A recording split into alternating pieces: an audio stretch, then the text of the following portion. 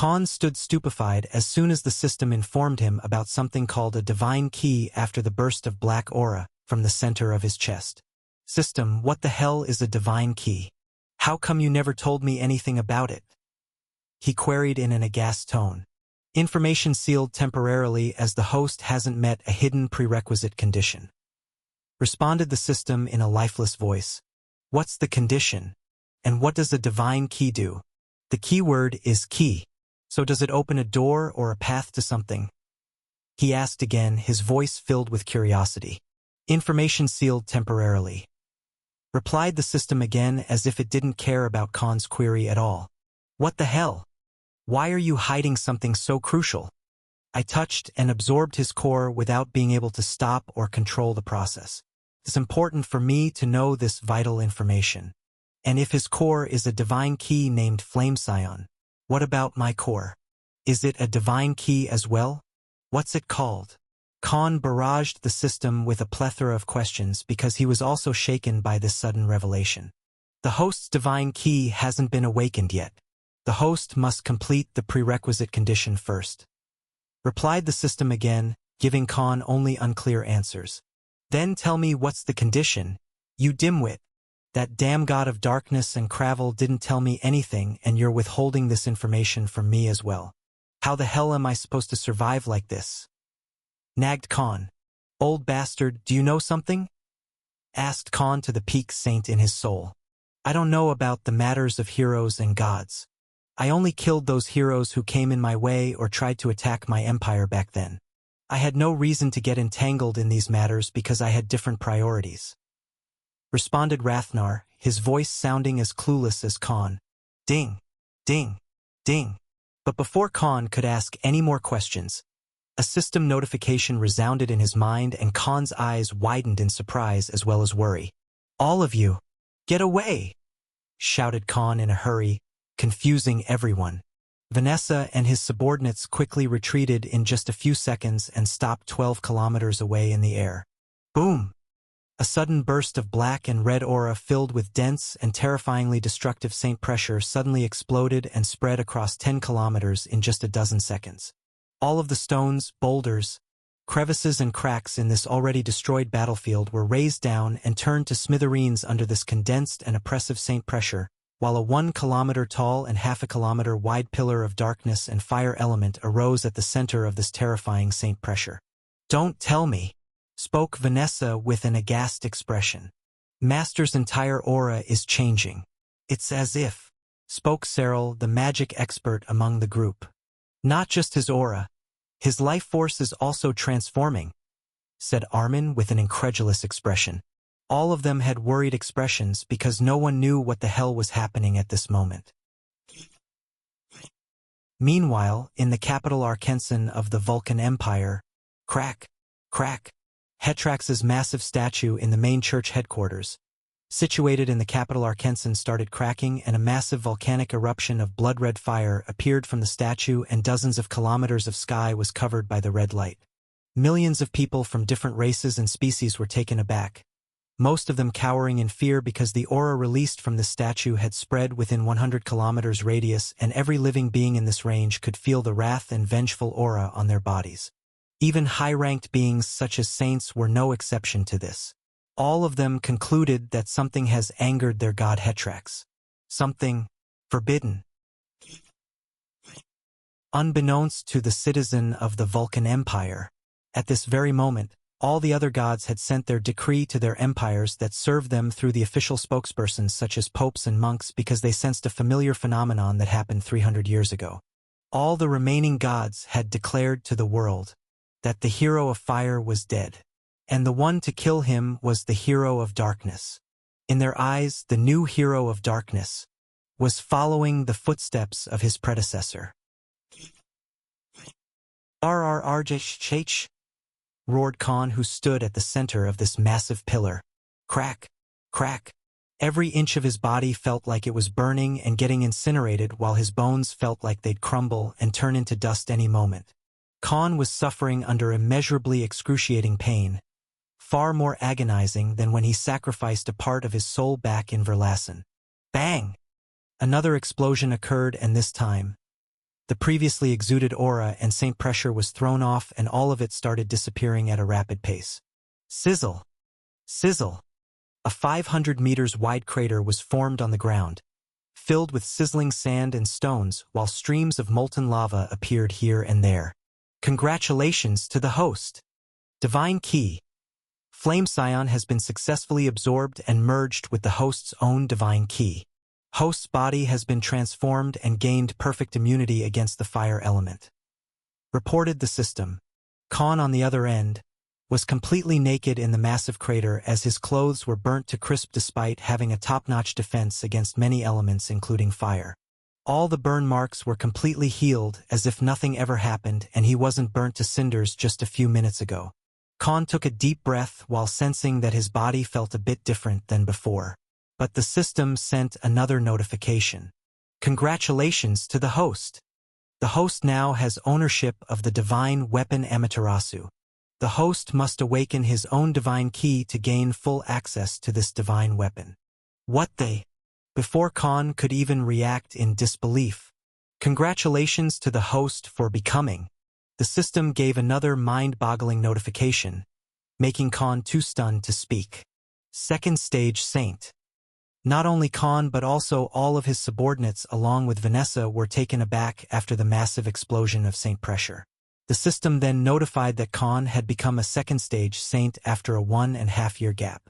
Khan quickly summoned his dark gray long coat attire again, looking exactly like the way he was when the hero's party brought him here.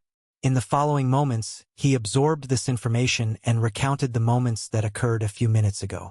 Khan was already level 296 and during the battle when he absorbed the world energy from Kagutsuchi, the fire deity, by using the energy plunder skill, the system notified him that he met the condition to ascend to a second stage Saint already. But he purposely delayed his breakthrough because they were in a battle and he'd be vulnerable during the process since it couldn't be abruptly stopped and Khan couldn't move during the breakthrough. But right after he inadvertently absorbed Axel's core aka the divine key, Flame Scion, the system forcefully made this breakthrough and now informed him. Tell me my levels, ordered Khan. The host is currently at level 387. Informed the system. That much already? I guess a third stage Saint's core is indeed powerful. And I still feel that I haven't absorbed or converted all the world energy from Axel's core and Kagutsuchi yet. Means my levels will rise soon as my body becomes ready for another breakthrough, he said and clenched his fists, making a mission accomplished pose. At this moment, Khan could finally tell the difference that he was 5 times stronger than before, unlike the time when his mind was in a hazy state due to the sudden breakthrough. In the following moments, Khan's expression turned curious. If by absorbing another hero's divine key, you could get ownership of their divine weapon, is that why the previous hero of darkness killed all the other heroes? Wondered Khan with a clueless expression. Because as per his knowledge, divine abilities were tied to the soul, and divine weapons consumed soul essence to attack. But binding a divine weapon to the soul would be too much of a burden on it since they were already carrying divine abilities. It'd do more harm than good, especially with heroes va heroines with more than 3 divine abilities. So that left only their core as the most suitable conduit to form that link with the owner and the weapon. Like Albestros and Throck used the Bloodbind ritual to link their weapon and armors. Means as long as a chosen hero could get a divine key from another hero, he or she could also use their divine weapon. Maybe because he wanted their divine keys and gain access to their divine weapons as well as rise in ranks rapidly. He killed them one by one because of his greed for power, hypothesized Khan. This seemed like the only plausible reason to Khan since he knew nothing about the history of the events that happened 300 years ago. But any theories he had based on the little superficial information at hand would often reach a completely different verdict than the actual truth. Thus, Khan didn't want to form an opinion based on just some guesswork. Xing. However, Khan's entire body froze at the very next second as an unbearably tyrannical and horrifying Saint pressure dropped on him. His entire body was forced to lay down on the ground under this leaden pressure. Kid, run. A powerful Saint is targeting you from 200 kilometers away. Suddenly, Rathnar shouted in Khan's mind. Damn it! This must be the people from the Church of Hetrax. I don't have any space force left to escape either. Cursed Khan in his mind. He had already expended all the space force during the fight against Axel, and he didn't have any other skill that could work against this mountainous Saint pressure that was enough to kill him just with a thought. Everyone except Vanessa was forced into the same situation under this insurmountable killing intent, while the princess was also bamboozled as she could tell who this Saint pressure belonged to. Scrah! An ear-deafening cry of a monstrous creature resounded in the air, the origin being so loud that all of them could hear from 50 kilometers away. Flap! Flap! A massive and unimaginable long bird-like monster suddenly appeared 15 kilometers away high in the sky. Its ginormous figure was so big that even they could see it from this far distance. An aura of a 9th stage saint and that double-headed body, said Rathnar as he tried to remember something from a distant memory. Impossible! What the hell is that thing? Clamored Khan as he still struggled to move an inch of his body. So the legend was true. Look carefully, boy. That's one of the 3 primordial creatures of this world. The beings that came before all the other species of the world, and even someone like an elder dragon or an archangel couldn't be compared to when it reaches the peak of its strength. Replied Rathnar in a grim voice as he stated the name, the Simurgh. Khan and the group had an incredulous as well as jarring expression, because they had no idea who this new arrival was. Scrah! Another wave of bird cry filled the surroundings, and right before everyone's eyes, the 8-kilometer-tall creature started transforming and shrinking. In just a couple of minutes, the massive bird no longer existed. However, he turned into a humanoid figure with 2 long red horns and fiery red hair that floated in the air. "The Emperor!" exclaimed Khan in disbelief. Haviho's Siegfried, the Emperor of the Vulcan Empire, had finally arrived. Vanessa too had an aghast expression. This was the first time she had seen her father's primordial creature form. But what surprised her even more was the current state of the Emperor himself. Havi had lost his left eye. His body was riddled with lacerations and deep wounds from head to toe as he bled excessively. The mighty Emperor, who was an 8th stage saint, was gravely injured to the point he looked like a man, on the verge of death. Khan and the group were terrified at this point, because the strongest being in the entire Vulcan Empire had shown up at the site of battle while looking like he had been in a life-and-death battle. Neither Khan nor any of his subordinates could move a muscle under Havi's tyrannical saint pressure. To him, it felt like drowning at the bottom of the deepest ocean in the world, every second feeling like he had died horribly due to suffocation, as Khan couldn't even breathe at this moment. Swoosh! Suddenly, Vanessa showed up in front of Khan since she wasn't targeted by Havi. "Lord Father, hear me out first," clamored Vanessa because she felt like Khan would die any second. She widened her arms, acting like a human wall to protect Khan from the Emperor's rage. Her indomitable and resolved gaze surprised Havi because he had assumed Khan and his group to be part of the Church's people because the moment he came here, Vanessa was surrounded by many saints. Havi then instantly lifted off his saint pressure and looked around the battlefield. On his left, he saw Hector's corpse under a protection barrier that was actually cast by Cyril under Khan's orders. Havi clenched his fist tightly, his expression turning that of loss and suffering at the same time. He had used the forbidden ability of their bloodline in order to kill the 4 8th stage saints that included the 3 holy champions and the Pope. By doing so, he had basically thrown away his life to protect his children. Yet he failed to save his son and was too late. His gaze then turned to Khan. Despite his sorry state, his aura was as terrifying and domineering as someone sitting at the epitome of strength should be. Everything before such a being was nothing but dust. You're the new hero of darkness?" asked Havi as soon as Khan stood up. Shocked, Khan was instantly taken aback. All the Emperor did was just look at him once and already unveiled his real identity. These people, none of them are humans. And that basilisk, there's something strange about it. He spoke with a confused yet curious gaze. But this wasn't the end either. You have another soul inside you, half soul of another person. Shocked, bewildered, Just 10 seconds in and Javi already figured out all of Khan's secrets without even trying. Kid, speak the truth. That's the only way we will survive here. Otherwise, he will kill everyone without a second thought, said Rathnar in a gloomy voice. Even the Peak Saint knew how dire this situation was. A single lie and they'd be for sure because the Emperor was a being who could kill Khan and everyone else just by looking at them. Your Majesty, please let me explain, spoke Khan in a calm tone. In reality, he was just as terrified as any living being would be. This wasn't a situation he could escape from even with all of his tricks. I will hear from my daughter, said Javi in a majestic voice and looked at Vanessa. Vanessa then told Javi about the treason by the church. How Axel and the members of the Heroes Party kidnapped them here and killed Victor. That much I know already. They sent me a recording of Axel killing Hector. But where is that bastard?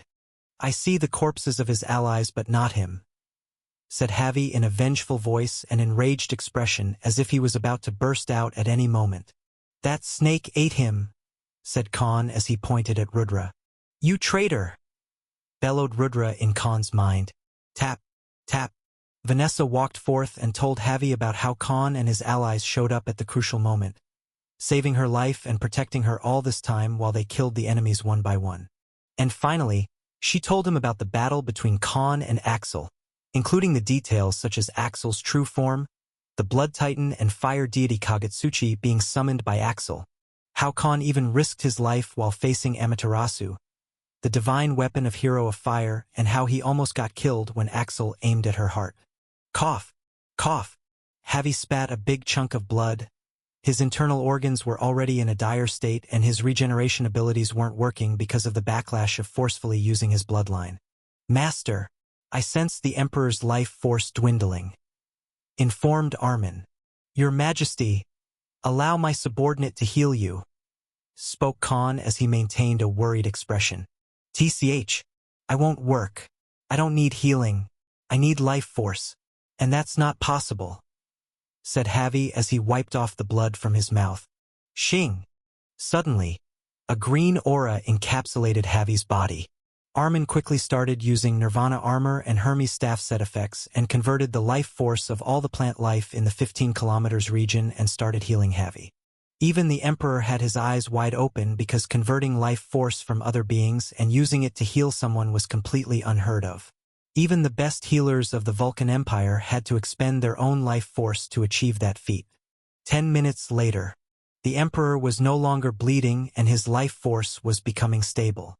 Armin, on the other hand, was sweating profusely because he was using all of his mana, life force, and the external life force absorbed from the plant life to rejuvenate Javi's body. And finally, Javi was out of danger. The Emperor could feel that the backlash of the bloodline was gone for now. He looked at Armin and Khan, nodding at them as a way to show his thanks. There's something I must do first, said Javi, and a small yellow orb coalesced over his left forefinger. Before they could even react, he appeared in front of Vanessa and pushed that orb towards her forehead. HHHHRRRRGG, shouted Vanessa in agonizing pain as she grabbed her head and fell on the ground, wriggling as if she was suffering immense physical and mental pain. What the hell? Does he plan to kill us? Wondered Khan with an ashen face, almost feeling as if this was going to be his last moment. However, Javi showed no hostility towards Khan and looked at Vanessa as if he too was hurting to see his daughter suffer in pain. 5 minutes later, Vanessa stopped screaming. But as soon as she stood up, she gazed at Javi and a stream of tears dropped from her eyes. Why? Why didn't you tell me? She questioned her father. I had no choice. It was the only way, said Javi, his face full of regret and guilt. For my sake. For the Empire's sake, spoke Vanessa as the grief welled up in her heart showed on her face as she continued crying. You chose to suffer alone. A gloomy silence ensued in the surroundings. Winds howled and the smoke from the charred battlefield made the entire region foggy. Yet the way Vanessa had spoken to Javi, it encompassed the place with sadness and pain. Khan and the group had no idea what was happening and why Vanessa suddenly started wailing in pain, but next, she started crying. As far as he knew about their relationship from the times he and Vanessa talked with each other, Vanessa and Javi were father and daughter only in name. The latter did not care if she lived or died, but suddenly, their relationship took a U-turn out of nowhere. In reality, what Javi showed Vanessa through that yellow orb were his memories. For some unknown reason, Javi had decided to share his biggest secrets about how things happened back then. How Freya, his most loved wife and Vanessa's mother, actually died because of the conspiracy. What part did the two strongest Fireborn clans play, and how did the church provide them with the untraceable poison that was used to kill her mother? The memories show how those events broke Javi as a man. To maintain the peace in the empire, avoid causing a war that'd have led to hundreds of millions of citizens dying in the crossfire, and to protect Vanessa enough though he loved her the most among his children. Javi made all those choices and he alone carried that burden. Vanessa was weeping and kept staring at her father. She was angry, yet full of grief at the same time. Those memories also included how it was Church that killed the previous emperor and Javi's older brother, and how they had been planning it for over a century. The battle where Javi had to get out of the Flame Killer formation and the price he paid for it wasn't hidden in those memories either. Vanessa was knowledgeable enough about their bloodline to know the consequences of Javi's choice. Her father didn't have long to live. Step. Vanessa walked forth and quickly hugged Javi tightly. Soon, the sobs turned into cries. Because of Javi's decisions, Vanessa had suffered for the past 22 years of her life. She wanted to become the Empress to prove herself. Yet one day, Javi told her that she was forcefully being married to Axel. That created a lot of deep hatred in her mind for her father. But after seeing the truth behind it all, she came to understand why her father did what he did. Still, was it forgivable? No, it wasn't. But Vanessa wasn't a little girl who saved the world in only black and white. She understood that the burden, pain, grief, anger, hatred, and responsibility Javi had carried all these decades was far many times heavier than what she went through. She tightened her arms around her father's slumped and regretful figure. Although Javi tried his best to maintain his composure as the Almighty Emperor, even he couldn't help it for long, resulting in both father and daughter crying their hearts out. In a way, this moment was the new beginning of their relationship as father and daughter. 15 minutes later, Khan and the rest of the crew had a very awkward and uncomfortable expression as the duo before them started crying out of nowhere. Master, while healing him with the life force, I also checked the Emperor's body. His bloodline is destroying itself at a rapid pace. At this moment, his physical body and rank as an 8th stage saint is keeping him alive. But the way his life force is diminishing, he will die within 2 decades at this rate, informed Armin with a stern voice. Damn it! Is that why they're crying? No, it must be some other reason. Otherwise, Vanessa wouldn't be affected to this degree, thought Khan. Just then, the sobbing stopped and the Emperor spoke to Khan. You fought for my daughter's sake even though you could have easily escaped. Even those people who share blood and family ties or call themselves as best friends won't risk their lives in the type of world we live in. Yet you didn't abandon my precious daughter. So you can be at ease. I won't kill you, said Javi as he let go of Vanessa. Now that the church has betrayed us, there's no point in capturing you either, and I have to reform my empire and groom Vanessa into becoming the next empress now. So I don't have time to deal with the heroes and gods. Just protecting my empire would be a big challenge at this point. He iterated his intentions. Luck is on our side, boy. In a way, the church causing this coup d'état and you saving Vanessa's life has saved your own. Otherwise, the Emperor would never choose to spare your life, said Rathnar in a merry tone. Although he could take over Khan's body in the direst situation, the current Khan was too weak to bear the burden and allow Rathnar to make any significant impact in a battle against someone like Javi. But in the end, things turned out in their favor. With the Pope gone, no one can track Axel's divine key or use any methods to know about your whereabouts, revealed the Emperor. What do you mean? Is the Pope dead? Asked Khan with a baffled expression. Yes, Kidnapping all of you here was just a bait to lure me into their trap and kill me. You being brought here by Hero's party was Axel's grudge. But if not for you being the hero of darkness and having enough strength to repel them, things would have turned ugly and they would have managed to blackmail me using Vanessa even after I killed their strongest fighters. In a way, you have greatly helped me and the Imperial clan by saving my daughter, said Javi with a tone filled with genuine gratitude. Just then, Khan asked a question of his own. Doesn't that mean you can now get rid of the Church of Hetrax for good? Asked Khan with a gaze full of curiosity. No, it's not as easy as you think. Something that's ingrained in the culture for centuries after centuries can't be overthrown just because of a coup or hostile takeover. I may be able to get rid of the church, but then it will put the entire empire in a situation of a civil war. People's faith can be blinding. It's better that nobody knows the truth about what happened here. Revealed Javi. Why? They planned to kill the emperor, already killed an imperial prince, your son. Isn't that a righteous reason for you to exterminate them? Asked Khan hurriedly because he couldn't understand why Javi wouldn't just exterminate the church of this high treason. Boy, he's an emperor. You've never been one, so you wouldn't understand. The ruling figurehead can't use the eye for an eye method for the troubles happening inside his own territory. It'll do more harm than good. Informed Rathnar, who too was the emperor of the Rakos Empire and understood Javi's reasoning very well. It's not that simple at all, because once the house is breaking apart from the inside, the outsiders will smell the blood and band together to take everything from you. Responded Javi with a serious voice. Huh? Can you elaborate, please? Asked Khan in a puzzled tone. What I mean is, although you killed Axel to save my daughter, you have also, said Javi as he revealed the main reason why he was talking about keeping everything a secret, doomed the entire Vulcan Empire. The Emperor's proclamation that Khan's actions of killing Axel, the hero of fire, had doomed their empire resounded in the surroundings. Khan and the group had dumbfounded expressions on their countenances.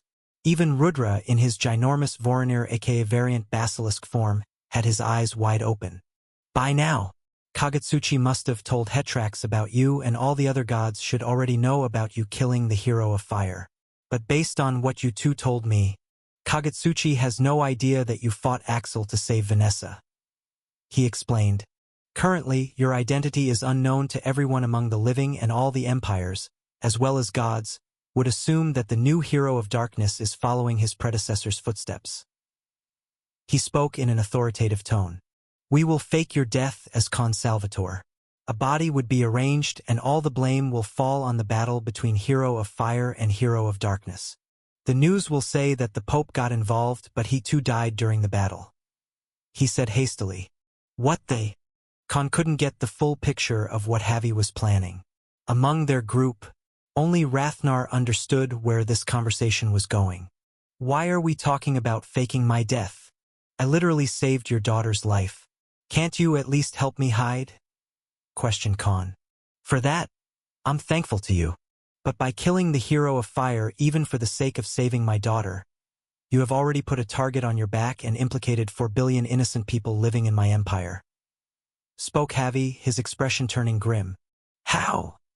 Asked Khan because he had no grasp of the situation.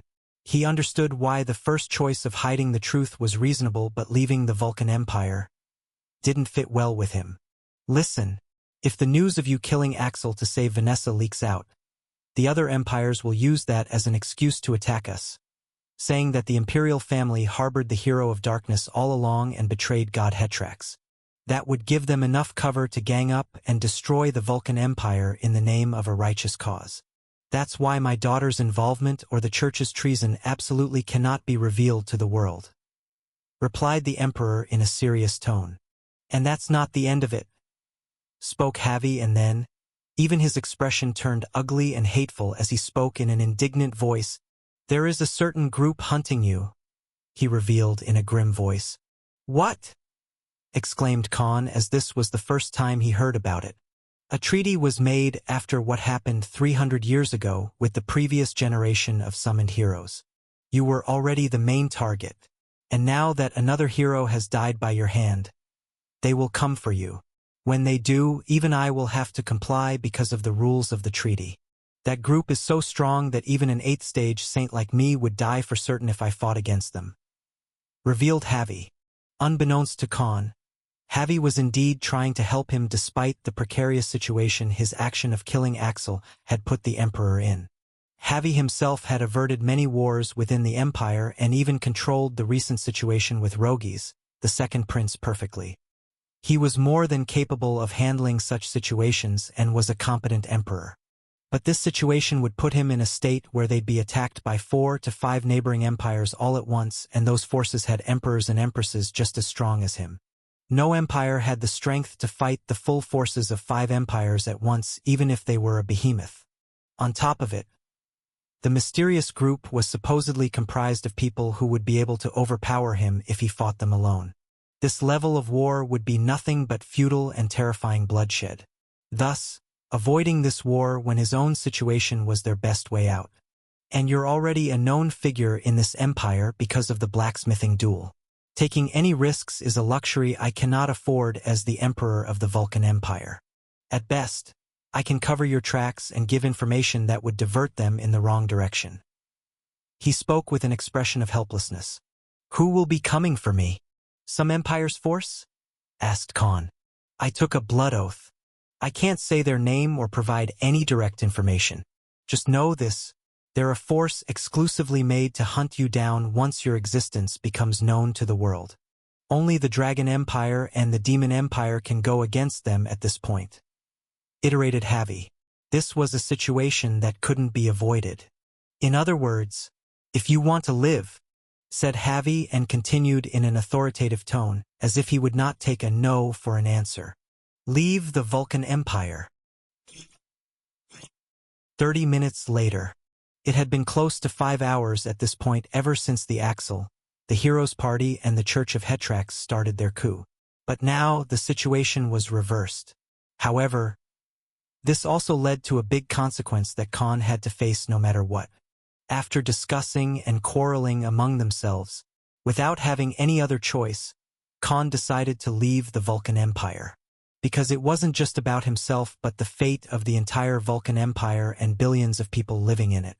Without holding back, Javi told how things would go from here if Khan was caught, and how he was going to take measures to protect Khan's identity. You should go somewhere that even I have no idea of. That is the only way, clamored Javi. The Emperor was a scheming mastermind himself and had already thought about 20 steps ahead. But as a result of this plan that would save Khan's life, there was a price that he'd have to pay. Because after this incident, Khan, aka the Hero of Darkness, was going to be turned into the enemy of the world. The Emperor Javi host Siegfried of the Vulcan Empire created a perfect escape plan for Khan to escape while he himself promised to cover his tracks and made necessary arrangements that'd also help him keep hidden, unless Khan himself exposed his identity. In his plans, Khan as Consalvator, the mega-talented Saint Blacksmith who became famous just this day, and almost won the blacksmithing duel, would be declared as collateral damage during the battle between Hero of Fire and Hero of Darkness. After that, Javi planned to use this incident as a pretense to temporarily assume command of the Church in the name of protecting it as their empire's vital institution. Later, he'd subjugate the Church of Hetrax and pull it under the direct control of the Imperial clan. And then, he'd root out all the traitors and conspirators, reforming the Church and deterring all the possibilities of any other coup or treason.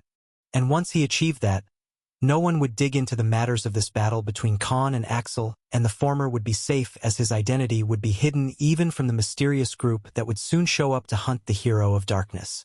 This was the only thing Javi could do to repay Khan for saving Vanessa in the time of peril and overturning the situation in their favor while maintaining the peace in the Empire at the same time. As for the truth behind the whole situation with Hero of Fire, the Heroes Party and the Pope, they were going to get something they didn't deserve. Because for this plan to work, Javi had no other choice but to turn all the culprits into martyrs. Khan accepted his proposal because if Javi was right, then nobody in the entire world could protect him if he stayed. Before I go, I have a request, spoke Khan as he firmly gazed at the Emperor. My master, Throck Oakenshield is not to be touched or brought into the crosshairs. He had no idea about my true identity and still thinks of me as his normal human pupil. I hope you can keep him safe even if someone from that group investigates me and my background. He requested humbly. Although he wanted to bid farewell to his master, it would put his life in jeopardy if someone tried to look into his background after this incident became clear to the public. Javi nodded in affirmation. As for them, can I take their corpses with me? Asked Khan as he pointed towards the deceased members of the Heroes Party that his subordinates killed by themselves. They're the traitors of my empire. I was going to incinerate them anyway to clear your tracks. Just leave their weapons and armors around. I can use those to stage the site of the battlefield. Responded the Emperor. Soon, Ronan collected all 7 members of the Heroes Party, including their cores that were still intact since the Saints' core wasn't that easy to destroy. Khan, on the other hand, had a discouraged and helpless expression. Because so far, he had created a perfect background for himself in this empire and was basically set up for life as he rose in ranks and hid perfectly.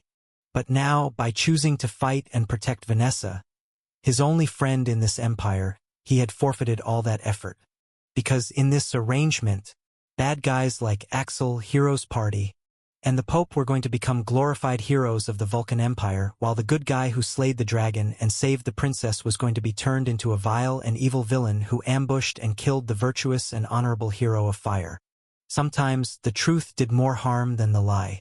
Thus, Khan had no other choice but to get labeled as the murderer who will be on the wanted list in all the empires that serve the gods.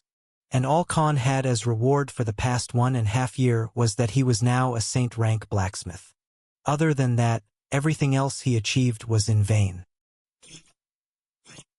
The moment of departure finally came, and Khan faced Vanessa, who was still unable to accept the fact that the only friend in her life so far, the one who chose to protect her at the cost of revealing his identity as Hero of Darkness and ended up putting the entire world's ire on his back, was now going to leave. I am sorry. She spoke with an expression filled with guilt. Although it wasn't her fault in any way, Vanessa couldn't help but blame herself. It's neither yours nor my fault. Things just didn't go well for either of us. Spoke Khan as he tried to comfort her.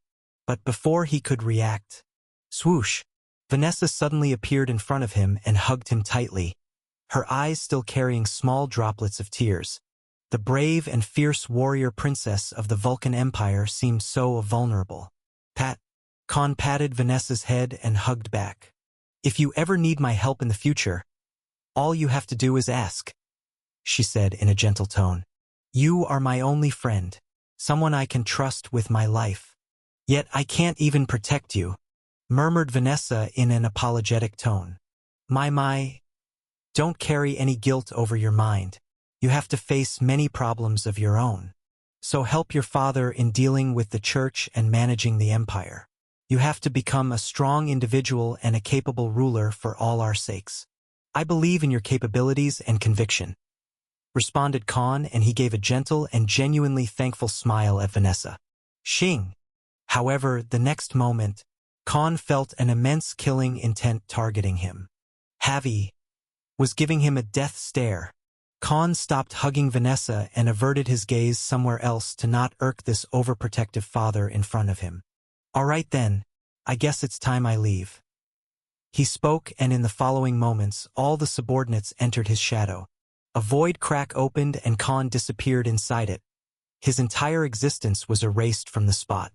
Khan chose to leave using dimensional void with the little bit of space force he had accumulated in this short time to remove his trace completely so no one could track his direction of retreat from here. Winds howled strongly as Vanessa bid farewell to Khan with a stern expression, promising to herself that one day, she'd repay him for what he did for her today. To her, this incident was something that had changed her entire life and shifted the direction of her fate. This day also marked the end of Khan's journey in the Fire Empire. The end of the novel. I'm dropping it. 1 week later, inside a dark and damp cave, a man sat on top of a stone platform that was carved perfectly horizontally, using a sword's slashing attack. The man had his eyes closed as he was immersed in meditating under blanket of darkness. Drip, drip, The droplets dripped from the spiky ceiling in a natural basin of water, reverberating in the entire cave as it gave a sense of mystery to this whole scenario. Swoosh! A gust of wind entered through the entrance of the cave, and in the following moment, a figure rose from the black shadows in front of the meditating man. "Master, I have returned," said a man with shoulder-length hair and a black mask covering the left half of his face while his green eyes glowed. The meditating man slowly opened his eyes and asked in a stern voice that resonated in the entire cave. "What's the situation there?"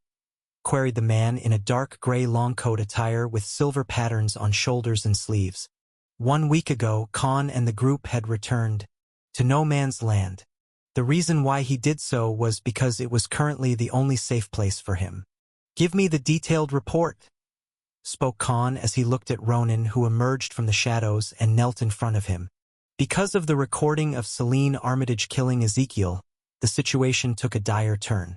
To avoid a full-scale war, some of the clan members who were vying for the leader's position killed Celine. Later, her head was offered to the Nabi clan as a form of apology. Yet the Nabi clan's leader, who is also Ezekiel's grandfather, did not accept it. And since the neutral faction thought the Armitage clan was intentionally hiding Tablet of Arcana, no one came to their aid and some tried to extort them in time of need. But in the end, a great battle happened and more than 20 million soldiers from both sides died, and finally, the clan leader of the Nabi clan killed the patriarch of Armitage clan. With the help of other clans from the Pureblood faction, they wiped out the entire Armitage clan, he said, and handed out a written report to Khan. "I see. So her entire clan of millions was massacred because of my machinations when I faked my death. I should be feeling guilty, but for some reason, I don't," said Khan with a carefree expression as he shuffled through the pages of the report. The noble factions and all of their clans were going to kill him to get their hands on Tablet of Arcana anyway. For the past 200 years, more than 1 billion innocent people of Verlassen fiefdom died because these clans had abandoned it, using the excuse of no saint being able to enter there. Thus Khan faked his death, and his last recording screwed over all the noble factions big time. As for the fate of the Armitage clan and millions of lives lost, it wasn't like Khan told them to massacre each other instead of peacefully resolving the situation. So Khan felt no responsibility since he was no longer much of a good guy with overwhelming moral values and guilty conscience at this point of his life. "Ever since your supposed death, all the 3 noble factions have been ruined," he reported in a stoic voice. "The 3 factions are now only a shadow of their past. All of them took a big hit to the point of no recovery. Despite their power and connections, they couldn't deal with the consequences of your death that they allegedly caused. There's a great change in their leadership as well. All the 3 faction leaders were forced to give up on their governmental positions as Chief Justice, Head of Ministry, and General of the Military. Majority of the nobles lost their position of authority in the government while many powerful clans fell," spoke Ronan with lifeless eyes, as if this change in Rocco's empire didn't affect him in any way. In the end, it was up to the public to cause a revolution. Khan's death greatly impacted the government structure, and now it was undergoing a complete reformation that would take at least a decade to completely stabilize. "What about my fiefdom?" asked Khan in a serious tone. "In Verlassen, every major city has your statue in the main square. You're perceived as the fiefdom's hero even now. Many regions of the Rocco's empire treat you the same," explained Ronan. "And what about those 3? Sir Albestros Winston has broken through to the saint rank nearly 4 months ago. He is now the only saint rank blacksmith of the Rocco's empire," reported Ronan with a pleased expression. "This does put a smile on my face. Mr. Sirius Blake is controlling funds of both the government of Verlassen that was elected through public voting, as you willed it in your last recording, and he is also the main treasurer of 7 Deadly Sins organization that has expanded even in many parts of the empire. Now," said Ronan gleefully. In a way, Khan, Ronan, and Cyril were the biggest masterminds and contributors behind creating the 7 Deadly Sins underworld organization. And now their fruits of labor were growing up. With the 3 factions weakened, they had more room to expand and cement their own authority across the Rocco's empire. "What about him?" asked Khan curiously. Tobias has leveled up and he is now comparable to a second-stage saint. As you ordered, he is protecting Sir Albestros, who lives just outside the borders of Verlassen fiefdom. But given your relationship and history with him, nobody has dared to make trouble for Sir Winston. They all know that the moment they touch your former allies, the citizens of the Empire would boycott whatever that's left of their clans and respective forces. Iterated the Spirit Assassin General. In the past 1.5 years, Tobias killed over 22 semi-saints from the 3 noble factions discreetly. All of them were the spies who infiltrated and tried to take over Verlassen after your death. Spoke Ronan, the head of the intelligence and scouting department among Khan's generals. And finally, Khan's expression turned solemn. Ronan understood what this gaze meant, and the following second, he took out a cube-shaped artifact. Soon, the dark cave was filled with multicolored lights as a holographic image of a lean and beautiful figure, donning a black and yellow battlemage outfit, appeared at the center. A hologram of a woman going through various documents placed on a wide table, while the room around her was filled with books related to summoning magic, war tactics, ancient magic spells and formations came to be. This woman, who looked like she was going through some meticulous research and planning for something significant, was none other than Cassandra Michelson. After Khan and the group returned to No Man's Land, he had 4 objectives in mind. 1 was the temporary asylum he desperately needed. 2, he wanted to check up on people he cared about that he had to leave behind in the Rocco's empire. He sent Ronan, who could turn into a spirit form, to cross the border undetected and complete the other 2 objectives. 3rd objective was to contact Tobias and get all the resources they had amassed, such as SS rank mana cores and ores, since the time they left. Khan and the group didn't need money. They needed these resources to level up and become stronger.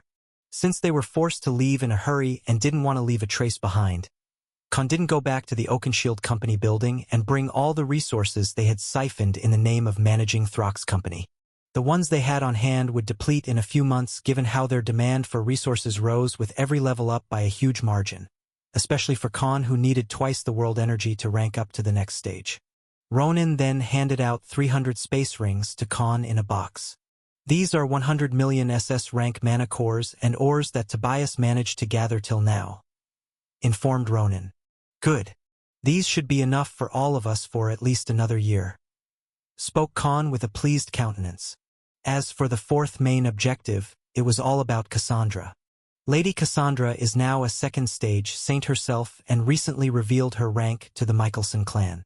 I have followed her for a few days. As for her personality, she has changed a lot. She can be said to have become very conniving, he said. Well, even this recording is enough to show those changes in her. That was expected after what the Michelson clan and her parents did to her. She also promised me that she won't be the same naive girl as before, who lived for the sake of her clan and its prestige, spoke Khan as he gazed yearningly at Cassandra's face in the hologram. Cassandra now seemed more jaded, focused, and cunning. Her entire character was reformed, and from a protected and devoted daughter, she seemed like an ambitious woman who was no different than a queen in the making. She was no longer the type who only lived by morals and codes instilled in her since childhood. She no longer cared about her clan or family, and even the blood ties meant nothing to her. There's a struggle going on for the position of the clan heiress between Cassandra and Veronica. After Lady Cassandra revealed her ability to use magic again, the clan higher-ups became conflicted. Veronica Michelson, her cousin, also became a first-stage saint 2 months ago, so there's a lot of internal struggle within the Michelson clan, said Ronan. I see. Once she received the treatment as the heiress, Veronica also changed. She was one of the people who abandoned Cassandra back when they basically sold her to me for the Tablet of Arcana. Well, that's her battle to fight. Even if I could, Cassandra would never accept my help in that matter, smirked Khan, feeling a bit proud to hear about Cassandra's progress and the necessary changes in her personality. For some reason, she seemed even more beautiful and divine to Khan. Just looking at her projection made his heart race a bit faster. 5 minutes later, did you deliver them? He asked his left-hand man. Yes, master. After meeting Tobias, I gave them enough resources that would help them become at least 5th-stage saints. The strongest one among them was already comparable to a third-stage saint. They could later replenish the resources from Tobias again. Spoke Ronan. The mysterious people Ronan was talking about were none other than the new legendary rank subordinates Khan created. Before leaving the Vulcan Empire, Khan asked Havi to give him the bodies of the heroes' party members who were killed by Khan's subordinates. And because all of them had their cores intact, Khan decided to create new subordinates to increase his firepower. Using the 7 bodies, he created 3 new legendary rank subordinates that had the abilities and skills of the saint from Axel's group. Khan named them, killed them, and then after they met the skill importation criteria, he gave them weapons and armors as well as all the skills he had that suited their respective classes, skills, and bodies. 2 of them were males while 1 was a female. Using Edna, the succubus enchantress, and Mykala, the Tengu archer, he created Agatha, a variant summoner class that could provide support in battle greatly, while acting as a long-range DPS at the same time. Using Folka, the Wolfkin archer, and Rodden, the wind elemental dark elf mage, Khan created Jarvis. Jarvis was a variant archer class individual with wind elemental skills that greatly aided his attack skills. He was a terrifying opponent. Only Oliver from his generals could best this guy, and that too only because of his bloodline advantage of the God-Beast Rock. And lastly, using Tamak, the half-breed orc berserker, and Garak, the black snakekin tank, and finally, Azarog, the 4th stage Saint Trident warrior, Khan created Riolette. Riolette was the strongest in that group, already comparable to a 3rd stage saint because he was created using 3 saints with their cores during the synthesis process. Riolette had a variant Trident user class named Inquisitor. He could use both fire and ice elements while fighting and provide group defense skills as well as have his own buff and berserker skills. Riolette even had his own domain where all his allies received a 50% buff in all their stats and skills while the enemies lost 30% of their total strength. To Khan, Riolette was like mixing Blackwell and Jugram into one guy.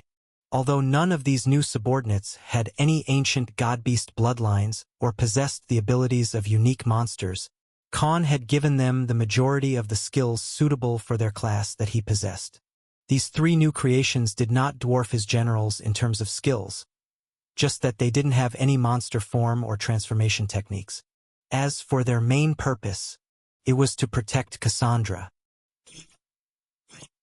When Ronan met Tobias and got the gist of things in Verlassen, he secretly departed to monitor Cassandra as Khan had ordered. Using his phase shift and invisibility skills, infiltrating the Michelson clan's castle was not a problem, and he helped Agatha, Jarvis, and Riolette to hide in Cassandra's shadow. Although it looked like Khan wasn't trusting Cassandra's abilities, he just couldn't help but worry about the only woman he had fallen in love with. Cassandra's goals about exacting revenge on those within the Michelson who sold her out like a cheap object were bound to make enemies way stronger than her, while there was a risk of her being found out or facing danger any day. Even with her transformed soul because of Khan, it would take her a long time to become strong enough to achieve her revenge. So Khan sent these 3 new subordinates to guard Cassandra. Besides, they were to show up only when she was in mortal danger and help her survive as well as escape. Khan cared about Cassandra, but she also had her pride. So this was the only way he could ensure her safety while not being around her. Also, if any of the 3 subordinates died, the system would alert him regardless of his location, and he'd know that Cassandra was in danger. She was on her own journey that Khan couldn't accompany her on. But this way, he could also keep her safe without being near her. While Khan was lost in thoughts, swoosh, Omega entered the cave. The rest were on guard duty because Khan and his 20 doppelgangers inside the dimensional domain were gathering enough space force to travel for a long journey. "Master, it's time we leave," he said. "Yes," replied Khan solemnly. Because of the matters in Rocco's empire, Khan already waited for 7 days till Ronan was done with the job, and any further delay would risk their lives. "Where are we going?" asked Omega in a curious tone. Khan had already decided which empire he'd go to the very moment he left the battlefield using the dimensional void in front of Javi and Vanessa. Khan then replied in a tranquil voice as he determined their next safe haven. "To somewhere they wouldn't expect us." 3 days later, A desolate and charred landscape of 50 kilometers with nothing but shattered ground and barren lands that carried the feeling of devastation was filled with strong gusts of winds that carried smoke and dirt.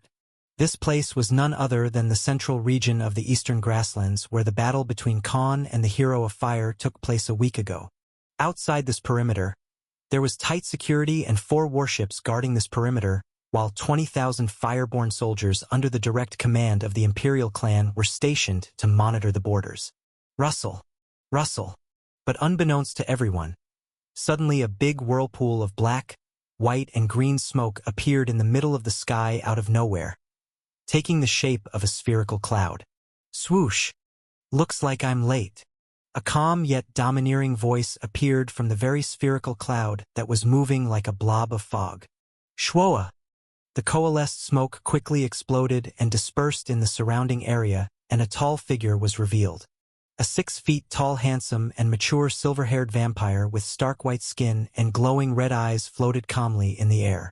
The black and green armor made for the royalty adorned by this individual emitted the aura of sovereignty and power, enough to make anyone instantly bow before this mysterious figure. I guess I arrived before those people since I was already searching for him in the nearby empires. Good thing they need to complete the formalities as per the old rules before entering an empire. Let's see what happened here first. Spoke this vampire in an authoritative tone. Snap! He snapped his fingers, and the very next moment, over 50 kilometers of the radius was instantly covered under a black and white dome that flickered and disappeared instantly. To the outside world, this change was too fast and instantaneous to even notice the fact that the whole region was isolated under a domain. To the guards and assassins, the battlefield looked just the same, shattered and destroyed everywhere. However, the inside world had turned completely opposite to their expectation. Similar to the true dimension, everything under the vampire's domain had turned into either black or white. But in this 50-kilometer circumference, there were 22 places where things turned into different colors. Each color represented a particular individual or a being. The vampire's body flickered, and he appeared close to each distinct color that represented different auras and saints. Soon, he started waving his hands in anti-clockwise circular motion and then split that imaginary circle he made. Within 10 seconds, half of this intangible circle turned white with a black dot in it, while the other half turned black with a white dot. This circle, resembling the yin-yang pattern, enlarged for 50 kilometers and quickly spread around all these colors and their respective locations. A fireborn who achieved the second phase of primordial bloodline transformation. Even though he or she was only a first-stage saint, this is a big accomplishment. And I sense a bit of human bloodline in it as well. Wait, I have seen this bloodline signature before. Could it be one of her descendants? He analyzed and asked himself. The person he mentioned was indeed Vanessa Hose Siegfried. Swoosh, swoosh. One after another, he appeared at different places and checked the auras. He needed only a second to quickly form an opinion about what happened here and who partook in the battle in that particular area. Someone has tampered with this battlefield. The aura of that 6th-stage fireborn. That person's corpse was brought here only recently, and the blood was spread in this region. Spoke the vampire in a thoughtful voice. The one he was thinking of was none other than the Pope, whose corpse was later brought by Javi to fake some traces on the battlefield. A complete imperial fireborn bloodline means the Emperor was also here, he hypothesized. Soon, he moved to all the separate battlegrounds where Khan's subordinates and Heroes Party members fought individually. What the hell is this? A variant of Godbeast Fenrir. Someone already comparable to a 4th-stage saint with the abilities and skills of a magic swordsman? That person has even acquired the gravity law, exclaimed the vampire in disbelief. Next, he moved to another battlefield. A primordial titan, a variant of the Godbeast Rock, a true demon bloodline individual with their own domain?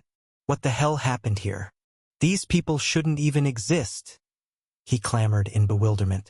He had found the existence of Blackwell, Oliver, and Jugram respectively. And right when he checked Cyril's battlefield, an undead with darkness element, with the gifts from the deity of necromancy. How does this make any sense? He wondered again. A variant of spirit beings, He or she has strong control over souls, and they can shift through space or any object momentarily. He said with a grim expression as he analyzed the place where Ronan fought. This place is filled with life force, as if it was the epicenter of all life in this area. If I'm not wrong, this person has traces of the Ashikvatika bloodline. He spoke in a solemn tone after investigating Armin's battlefield, but after he moved to the final place, he was completely baffled because 5 different auras fought within a 15 kilometers radius, and the highlight of the battlefield was the soul essence. The hero of fire used his divine weapon. He also created some sort of blood monster, and if my assumption is right, then he must have summoned a deity at this place, said the vampire as he tracked Axel, Blood Titan, and Kagetsuchi's presence. He could even trace the soul essence to predict that Axel used Amaterasu during the battle. And lastly, he moved to the enemy side that these 3 faced. Am I dreaming? A variant with the dragon and the basilisk bloodline? What the hell is this creature? He clamored and face-palmed himself after detecting Rudra's bloodline. But when he came to Khan's aura, he has 3 divine abilities and 6 blessings from the war deity. I sense 4 gifts. 1 by the war deity Kravel and 3 gifts granted by the blacksmithing deities Brocker and Eitri as well. Seriously, this guy has surprised me a lot. He spoke with a sense of relief, but the next second, his countenance turned extremely ugly. Bloody moron! He shouted and grabbed his head, as if having a mental breakdown. Don't tell me he chose the synthesis divine ability and created those monsters. That Titan and the undead even have pseudo-souls. That's not good. He spoke with an aghast expression. He started pulling his hair in annoyance. Too many different abilities, skills, and bloodlines. He must have absorbed abilities from other monsters and fighter classes, and then gave them to his monsters somehow. He chose the damn ability absorption. He raged and clenched his fists tightly. And finally, he came next to the place on the ground where Khan left the battlefield using the dimensional void crack. At this point, his stark white skin turned even whiter as if life was sucked out of him. Oi! Someone please tell me that he didn't choose the dimensional law, said the vampire as if he was speaking his last words before death. I give up. The new hero of darkness is already a lost cause. Spoke this vampire as his figure slumped in defeat. This idiot! Did he really think that his predecessors and those heroes of other gods in the past were brain-dead retards who couldn't see the potential of these divine abilities and chose to ignore them for small and short-term gains? He asked himself with an infuriated voice. Ability absorption made by the god of life. Synthesis made by the goddess of knowledge. Dimensional law made by the god of space. His helplessness could be detected in his voice. There's a reason why no one ever chose these 3.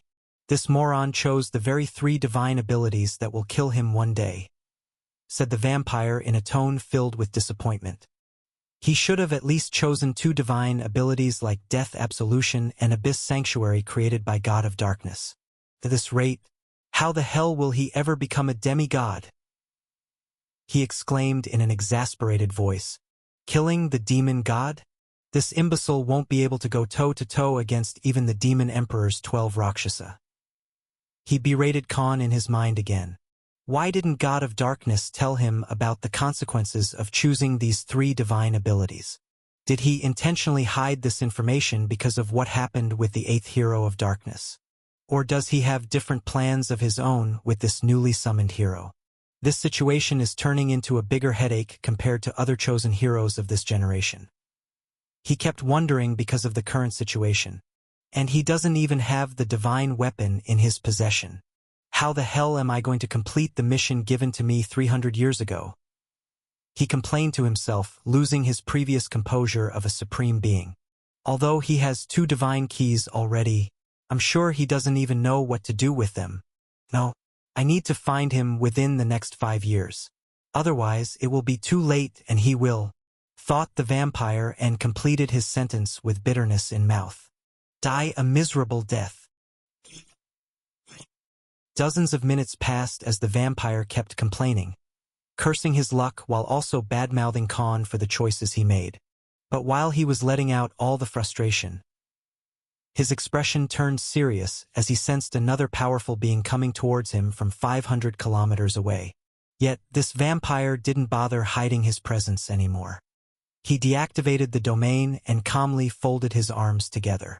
15 minutes later, another being clad in burgundy-red armor while traveling atop a massive bird-like creature made of scarlet-red fire, revealing a tremendously oppressive and domineering Saint Pressure, appeared in the sky. "You took longer than I expected," spoke the vampire with a smile on his face. "What the hell are you doing in my empire?" asked Javi, his eyes full of battle intent and ready to fight. He pointed out his legendary rank spear and spoke the name of the intruder in front of him, King Belmont. Javi appeared on the battlefield that was already turned to smithereens in just 20 minutes after this vampire secretly invaded the Vulcan Empire. "What the hell are you doing in my empire, King Belmont?" said Javi, who floated 3 kilometers away high in the air as his bird-like flying ship made of flames disappeared. "Oh, so you do know about me. I'm honored," replied the vampire with a benign smile. "Who wouldn't? There are only 4 ninth-stage saints in this entire world known as 4 sovereigns. Only one of them is a vampire titled as the Revenant Sovereign.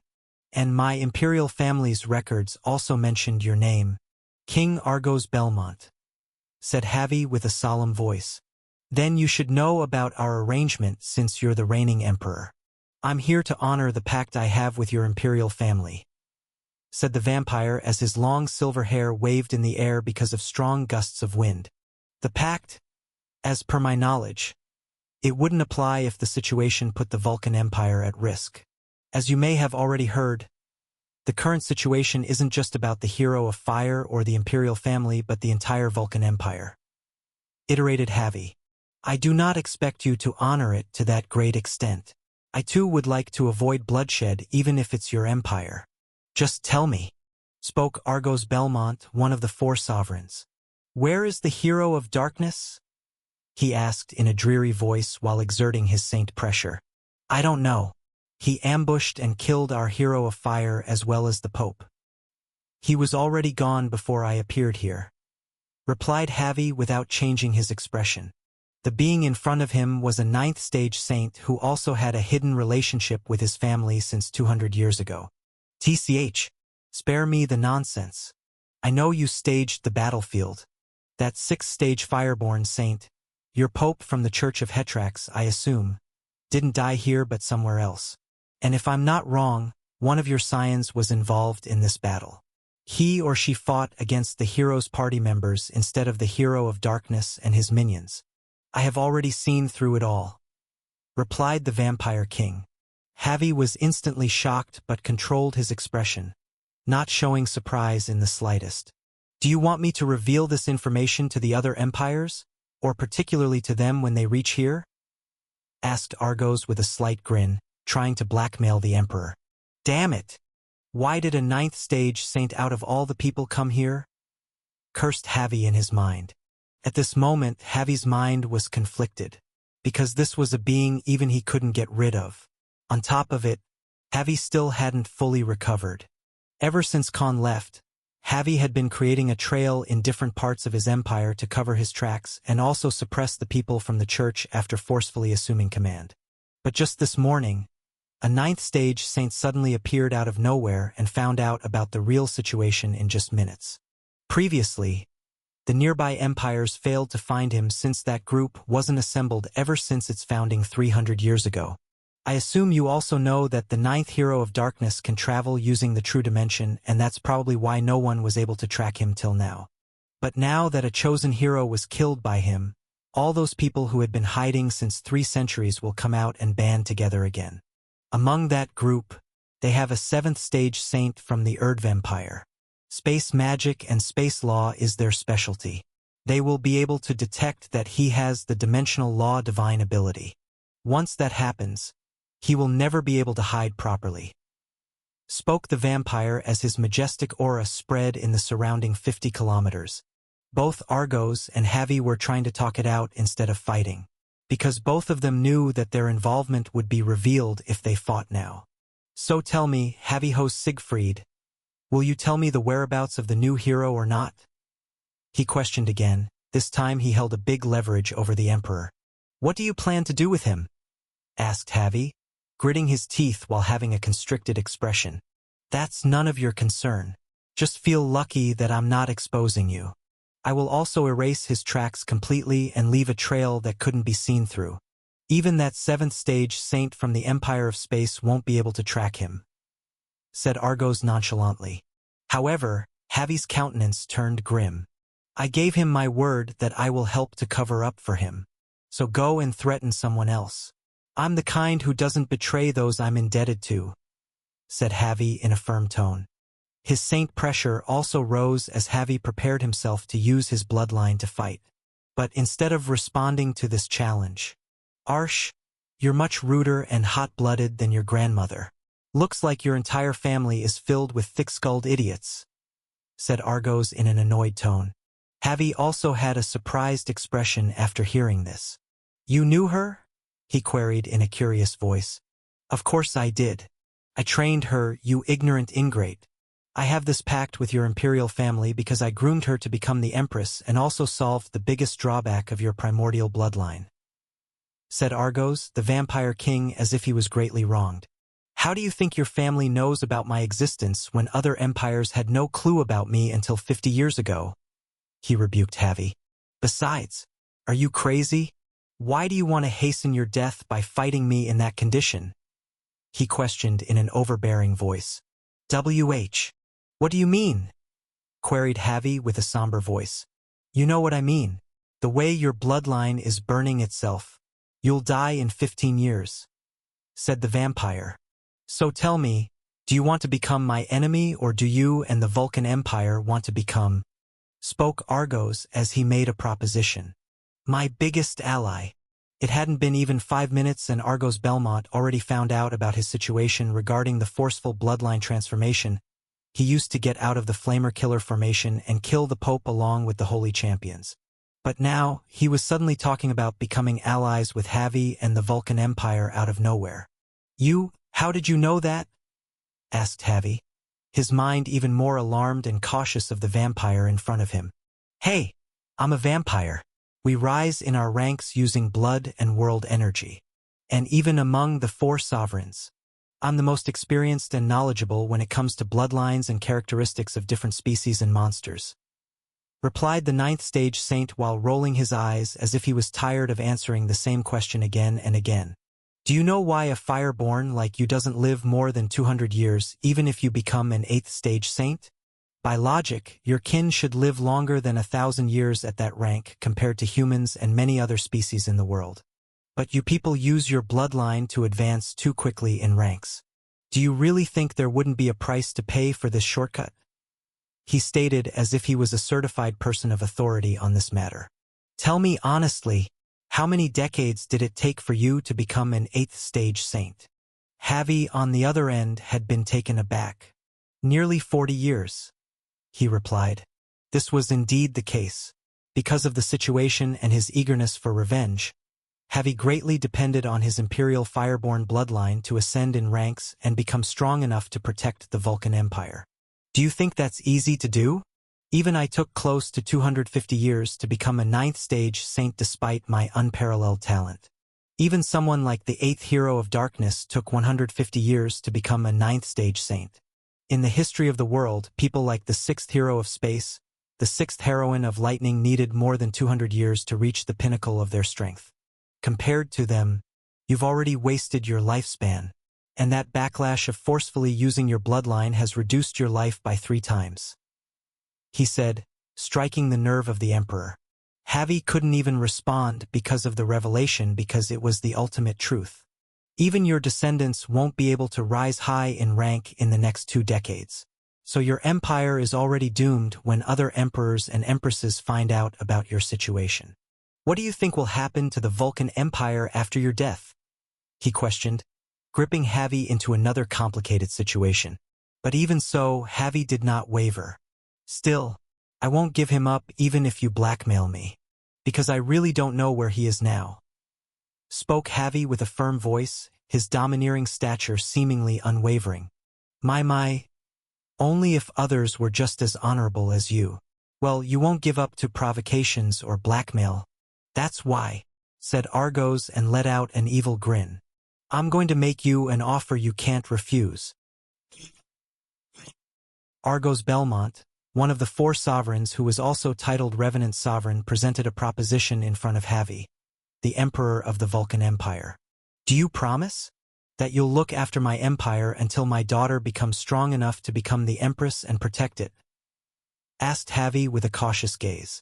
Want to make a soul oath with me?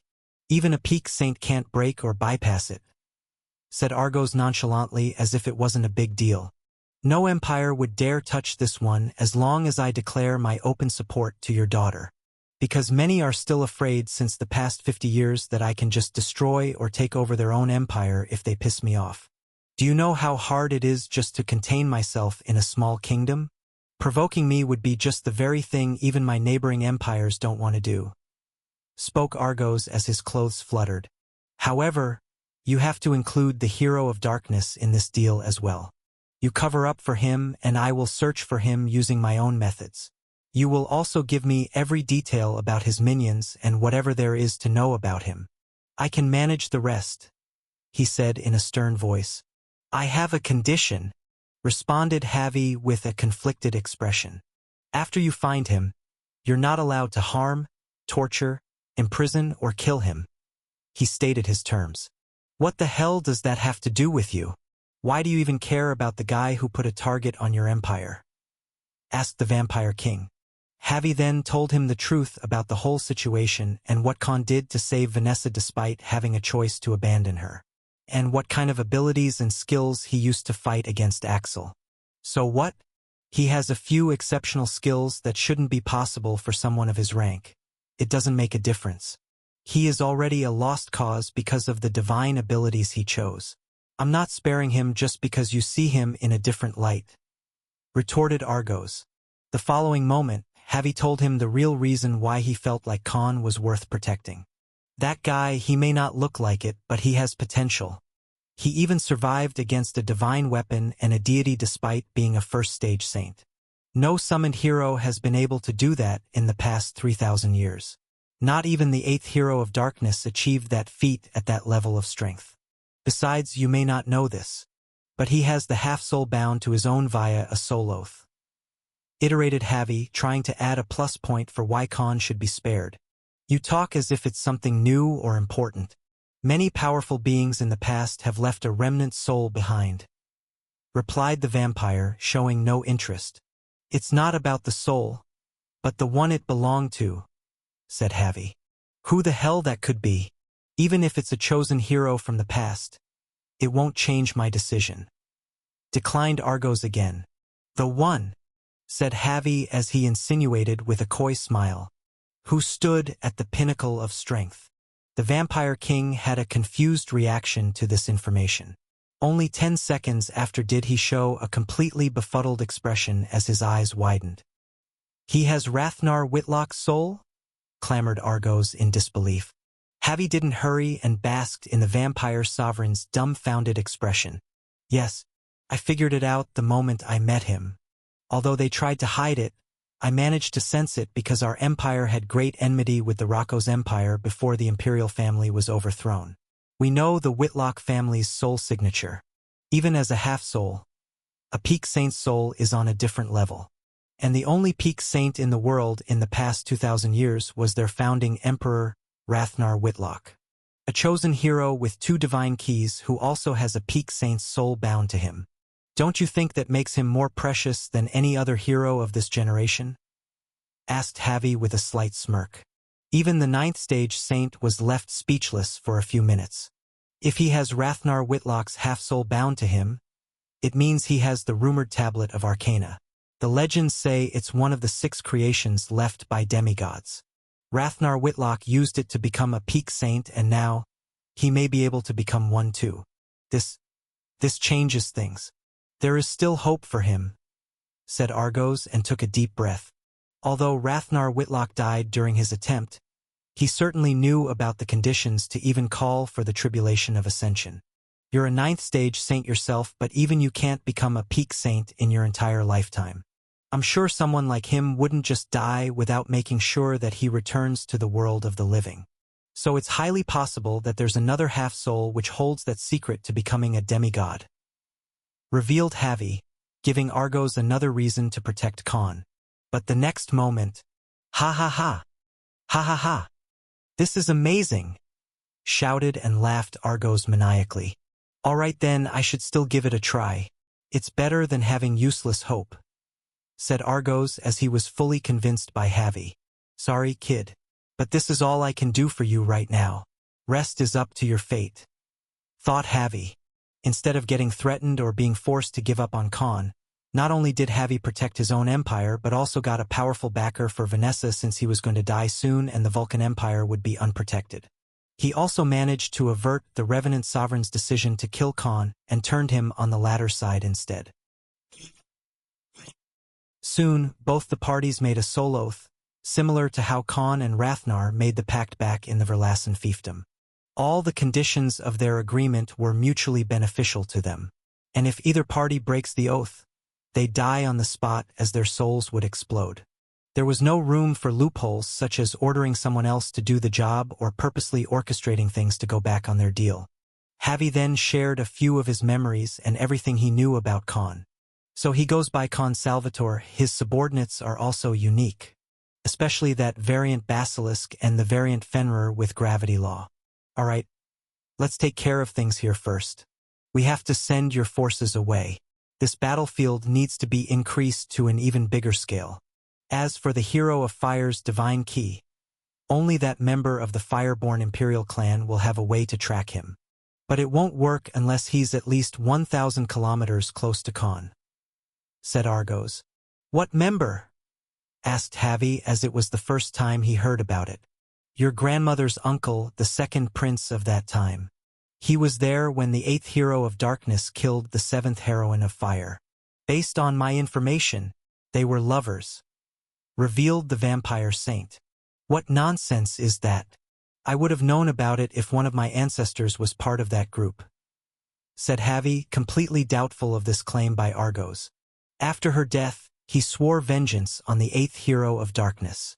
But after finding that the 8th hero died, he joined that group to kill the new chosen one.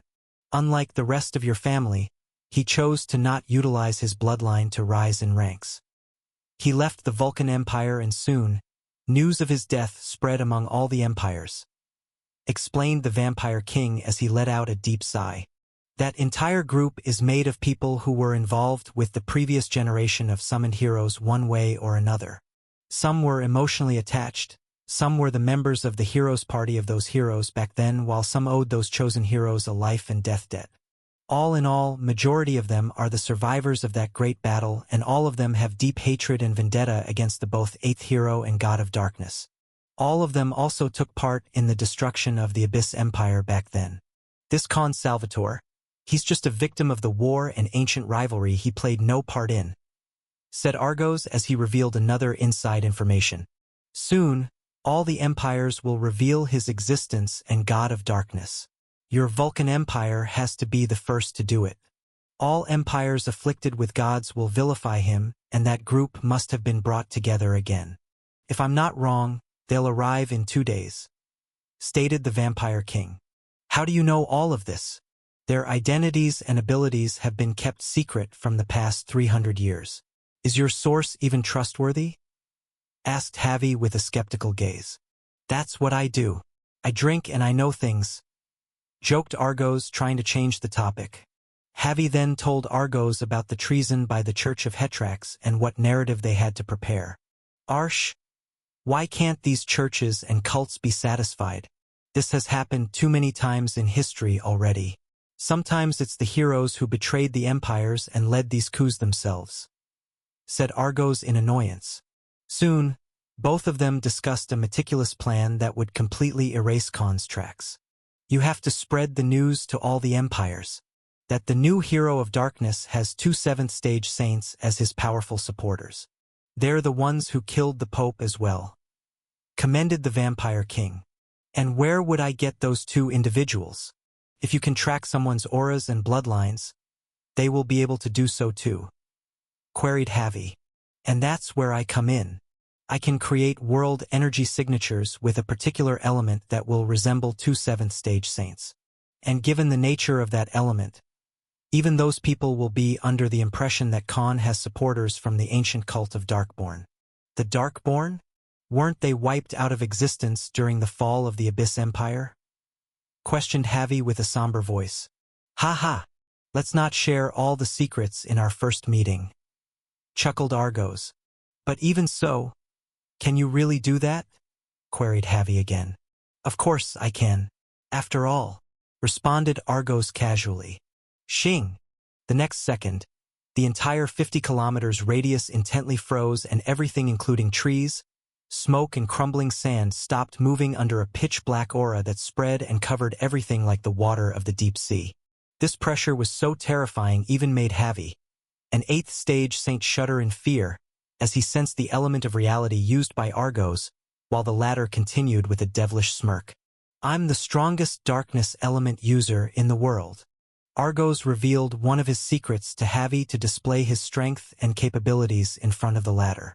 The darkness element was forbidden in the world, and anyone who practiced it was to be killed on sight in all the empires associated with the gods. However, Argos Belmont himself turned out to be a darkness elemental user. This was a secret that no one knew until this moment.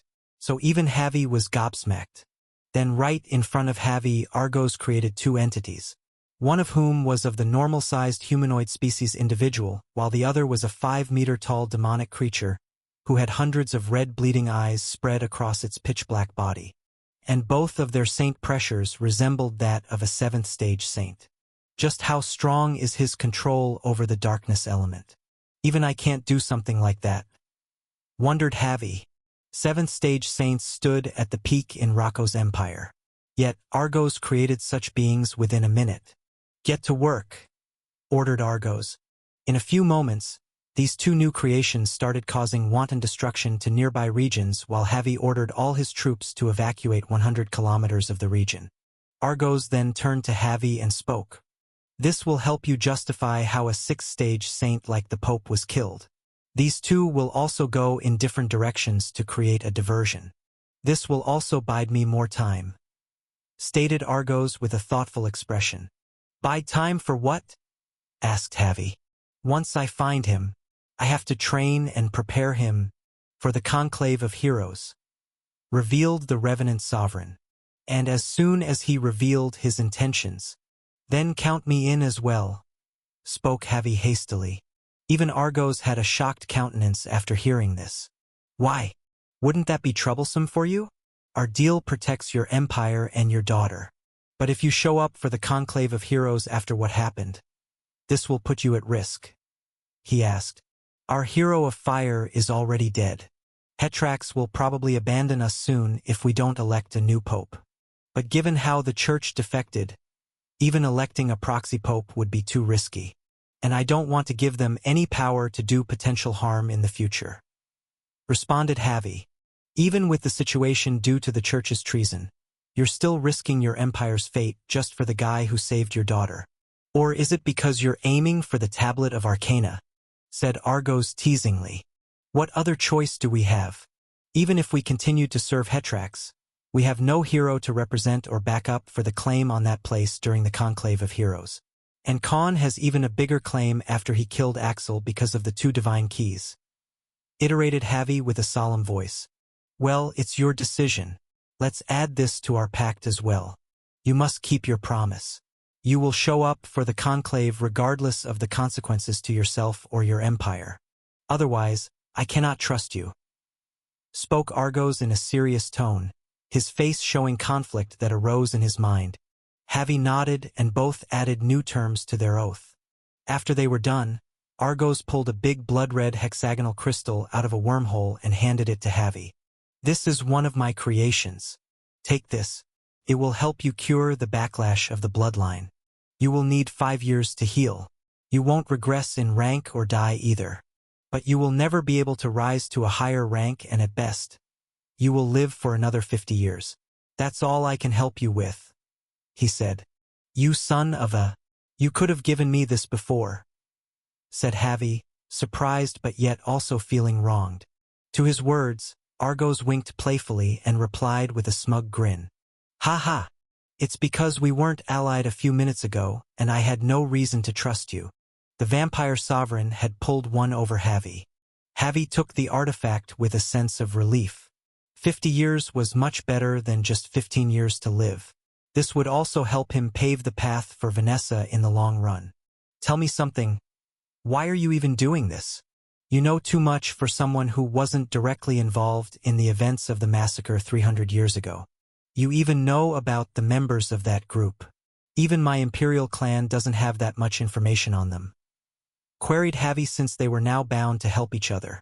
Argos then finally decided to tell Javi now that they're bound by the soul oath and both couldn't betray each other. No one could force out his information from them by using any means either.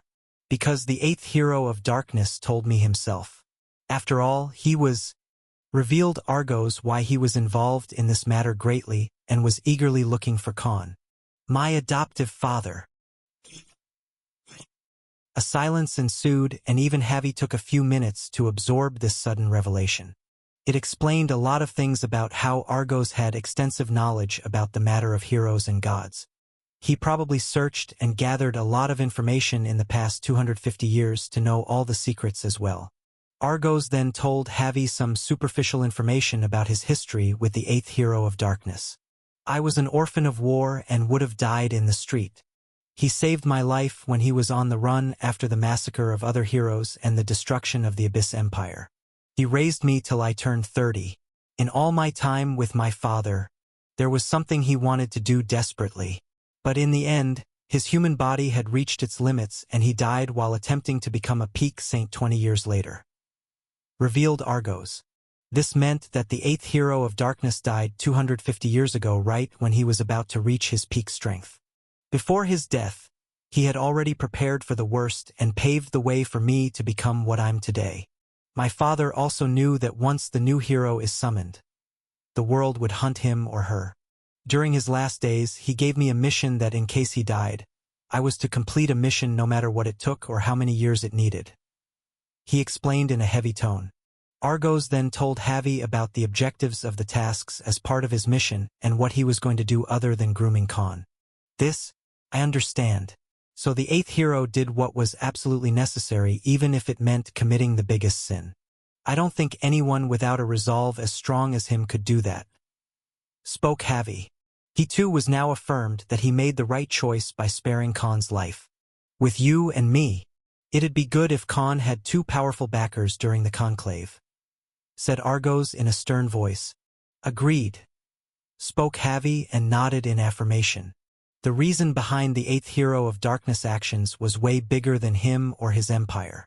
Besides, when the time comes, he may need us to become his main force for the final war since no empire is backing him. Iterated Argos in a cryptic tone. Why? Don't we have like 90 more years? Asked Javi with a puzzled expression. Not anymore, because the demon god has already reached the final stage. He revealed with a sigh. Impossible. How can it happen so early? Exclaimed Javi in disbelief. Because those 4 idiot empires are still at war with the demon empire despite my warning. They're fueling the fire with more oil. More than 8 billion lives have been lost in just 5 years. Replied Argos, clenching his fist as he revealed an exasperated face. I also contacted the elder dragon Balteras as well as the remaining 3 archangels. Their response is the same as in the past 3,000 years. The elder dragon is still stuck on the ancient prophecy, waiting for the one to show up in the world. And because of his orders, the dragon emperor won't be helping us either. As for the 3 archangels, they wouldn't even help their new hero of light. All 4 of these powerhouses won't interfere in this war or help kill the demon god even if it meant the destruction of the world. Said Argos and sighed helplessly. It was Javi who then spoke with an exhausted face. There was a time when all the empires worked together and the demon god was hunted by all the heroes who joined hands. Yet none ever succeeded. Argos then spoke his own opinion. It wouldn't have come to any of this if the 5th generation of heroes, their empires and churches hadn't messed with the Rocco's empire. Rathnar Whitlock would have managed to kill the demon god because he was the only peak saint in the world back then. That man could kill the chosen heroes, royal dragons, and god beasts like slaughtering cattle despite being a normal human with no powerful bloodline or divine abilities. Spoke Argos in a stoic voice. That's why the 8th hero chose to do what he did. But even someone as strong as him failed. And now, because of his actions, we're in a situation where everyone is looking for their own gains and heroes as well as their empires aren't working together anymore. Said Javi as he also expressed his honest opinion because he too had a similar stand. But after hearing the truth from Argos, even he had a guilty expression.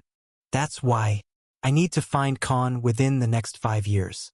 I need time to train him properly and see if he is indeed worthy of placing all our hopes on. Because in the next 20 years, the demon god will reach the demigod rank. And after that, no hero or heroine would be able to stop him, said Argos. Unbeknownst to Khan, at this moment he had gained 2 of the most powerful saints as his allies. First was one of the 4 sovereigns, while the second was one of the 14 emperors in Vantria. So what do you plan to do first once you find him? Asked Javi. Their time to part was coming near. I will take him there, replied the vampire king with a lifeless expression. That place? Even a 9th stage saint like you would die there, said Javi with a constricted face as he felt a great threat just by imagining the place Argos was talking about. What choice do I have? It's one of the 3 main objectives my father gave me in that mission, since I'm the only one in the world who can awaken his divine key. And I'm the one who has, spoke the vampire, looking towards the cloudy sky as he revealed the biggest part he had to play in Khan's story. Khan's divine weapon. 1 year later, under the blanket of bright moonlight and chilly breeze that gave a sense of serenity. Crackle, crackle.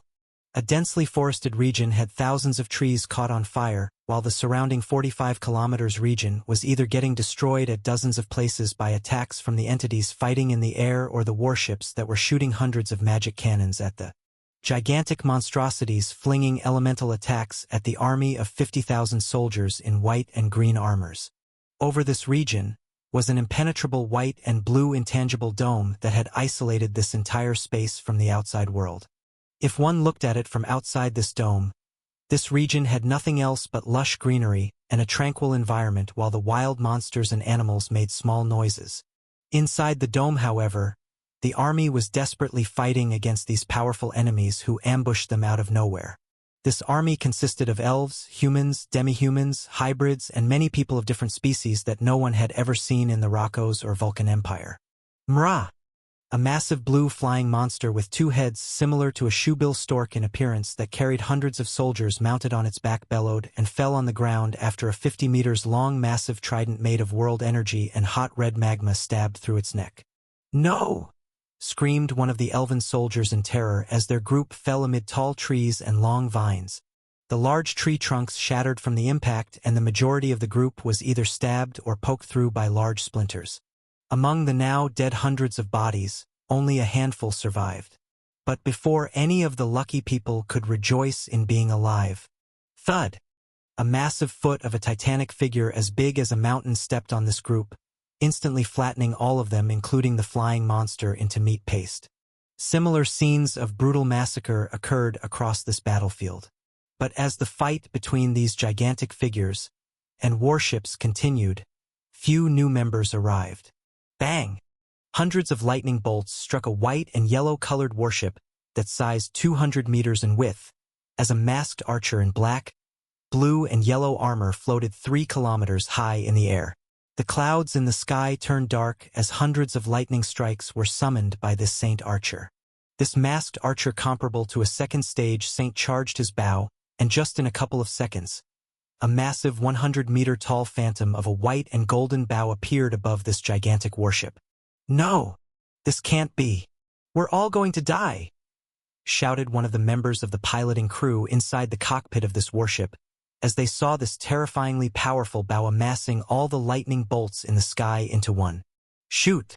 The sound barrier broke twice as the archer launched his killer move, and a 10-meter-wide and 80-meter-long destructive and terrifying lightning bolt shot itself towards the gigantic warship. Boom! Blast! The massive lightning bolt shot and blasted the entire warship, carrying over 10,000 people and soldiers, tearing it apart from the inside and exploding everything in its way as it completely destroyed the entire warship in seconds. Thud! Bang!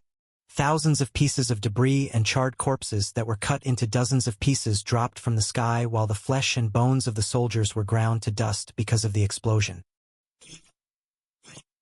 While the masked archer took down a warship by himself, a swordsman covered in stark white armor from head to toe appeared 20 kilometers away.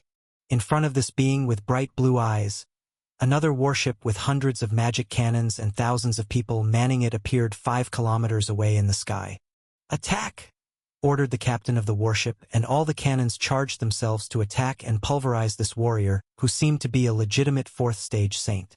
But before the warship could launch their magic cannon beams made of different elements, this swordsman quickly unsheathed one of his swords. Slash! He grabbed the hilt with both hands and made a vertical slashing attack using the curved sword that had blue lightning running its blade. However, nothing appeared out of this blade and no attack was released, yet the swordsman slowly put it back in its sheath. Catching! The moment he finished sheathing his sword, snip! The entire warship was cut open in half even from this far distance, and both parts fell apart.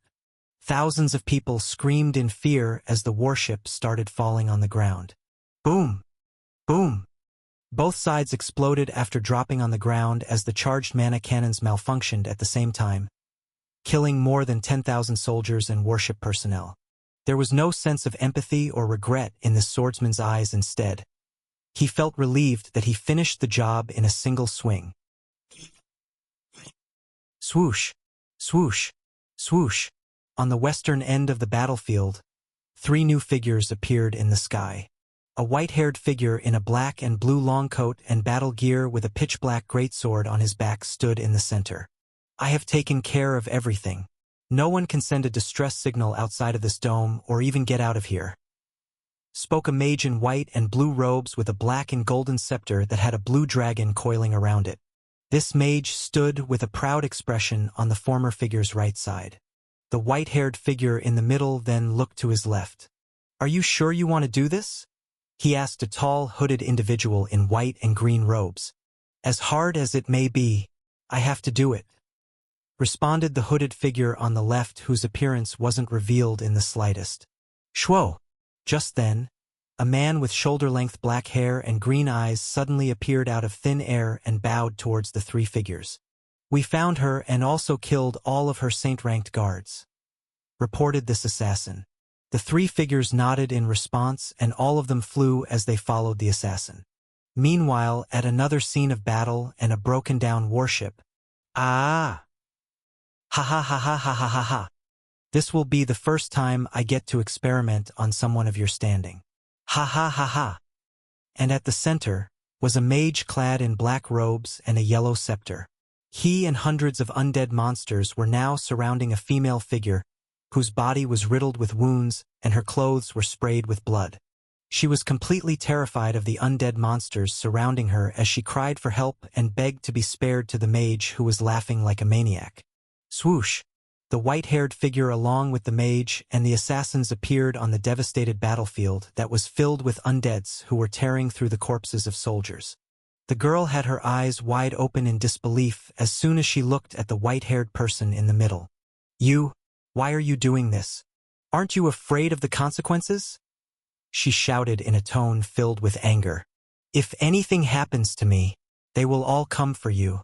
He will find and kill you himself." She threatened this group of saints in front of her. But the next moment, her countenance changed as she realized that her spiteful words could make the situation very dire instead. "You people work for money, right? I will give you 5 times whatever they're giving you. Just spare my life," she proposed and pleaded at the same time. "Ha ha ha! Do you think I'm doing this for money? You still haven't realized who you're with," the white-haired man in black and blue said, his sharp eyes directed at the woman in front of him. "What did I even do for you to go this far?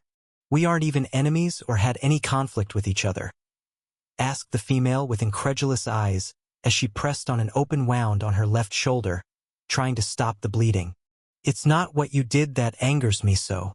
It's who you did it to," responded this figure in a jarring voice. Just then, swoosh, the final figure also appeared behind the four individuals. It was none other than the figure in white and green robes who previously stood with them. And right before this bleeding and terrified female, he removed the hood and revealed his face. "Impossible! How are you still alive?" asked the girl with a horrified expression as if she had seen a ghost. Her entire body was shivering in shock, and she revealed her relationship with this mysterious figure. "Brother, for months ago, in a massive city filled with the crowd of millions of people from dozens of different species and parts of society, having varying jobs, professions, and ways of making a living flooded across the stoned paved streets of this 150 kilometers wide city, going about their daily lives.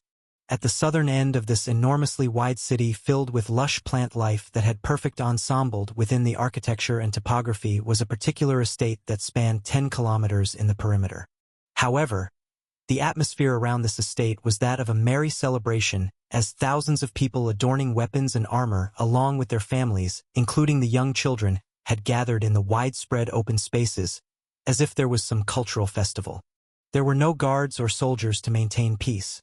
Rather, it was the people amassed here who were the ones in charge of making sure that no one caused any form of trouble, since everyone present thought of this occasion as a life-turning event. Among the crowd were people from different races and species similar to Rocco's and Vulcan Empire. However, there were many that had never been seen before. The only familiar amongst the distinctive group were species such as lamias whose upper body was similar to humans with white and bluish-hued skin. All of them had snake-like tongues, and even the iris in their eyes differed. Some lamias were 5 meters in length, since their lower half was nothing but snake tail as they slithered like a cobra. There were yellow, blue, green, and black lamias. And among them, the females had their upper body exposed. Even their torsos were covered only with their long hair, while the back was without any clothing. Yet no one looked at these females with lecherous eyes or treated them differently than the rest of the crowd, since this was a normal occurrence. Aside from this group, there were some new demi-human species mixed in the crowd. Many green-bodied dryads and tall leshens wearing attires made of green vines and leaves were also present. Just their presence alone reinvigorated the surroundings, as people felt a breath of fresh air. There was also another group of warriors with a body with crocodile-like gray skin, but their head was similar to a chameleon with spiky teeth. These individuals with spears in hand resembled a group of tribal men who lived and thrived in deep and muddy forests.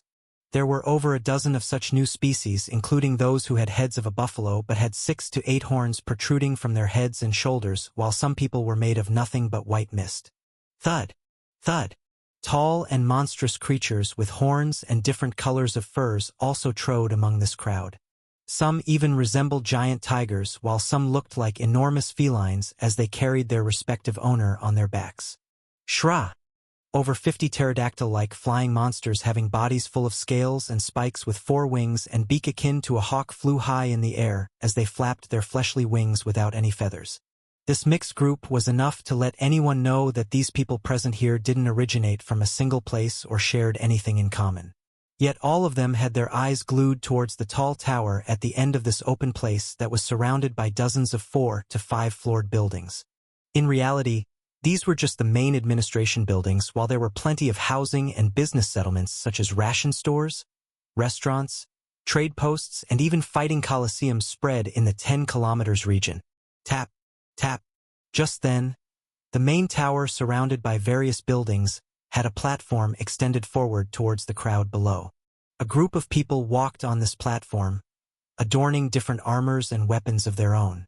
A white-haired hybrid, a mage, an assassin, a berserker, an archer, a healer, a tank, and finally, a trident warrior appeared at the top of this platform, and the crowd turned silent.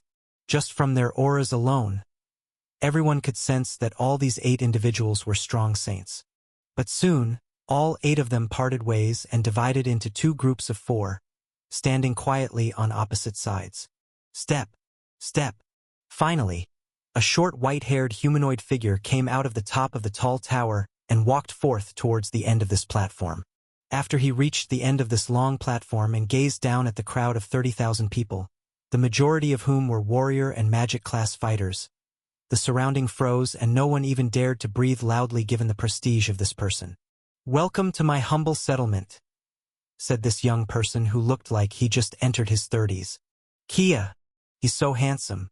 I'm going to marry him," spoke a white-furred fox-kin woman with a bodacious body. "You bet. He's mine," rebuked a yellow lamia girl as her snake tongue swirled around her lips as she salivated in lust after looking at this person standing on the platform. Just then, someone hushed them and signaled to not make a sound. The white-haired individual then continued in an authoritative tone. "Free education for your children. Free living quarters allocated to each of you and your families. We have already built practicing grounds to hone and perfect your battle skills and spells for each class and profession. Soon, there will be multiple hospitals built and free medical care will be provided to everyone who is registered as part of our organization. After we are officially open, there will be work for everyone who can't use magic, including women and the elderly, based on their experience and capabilities in the businesses in the settlements we're to establish. For those who can use magic or invoked any particular skills, we will provide them with resources and training facilities to increase their strengths and mastery of their skills," declared this person with long ears. All the people who heard these words spoken by this saint in the 5 kilometers vicinity had an excited as well as worshipping expression towards the individual who had given them a new life and provided a haven for their families. "So tell me, Mistos," spoke this prestigious and domineering figure as his eyes gazed from one end of the crowd to the other. "What is your profession?" "Ahoo! Ahoo! Ahoo!" Suddenly, the entirety of the crowd chanted together. Everyone belonging to a fighting profession class started banging their weapons on shields or with other weapons. The mages, enchanters, and summoners stomped their staves and scepters on the ground, while the archers on flying monsters shot their arrows high in the sky that exploded loudly, releasing different elements and colors similar to grand displays of fireworks. "This isn't just some settlement of hooligans and a ragtag bunch of outlaws. You're no longer without a place you belong to," said the white-haired individual as he raised his right fist high in the air.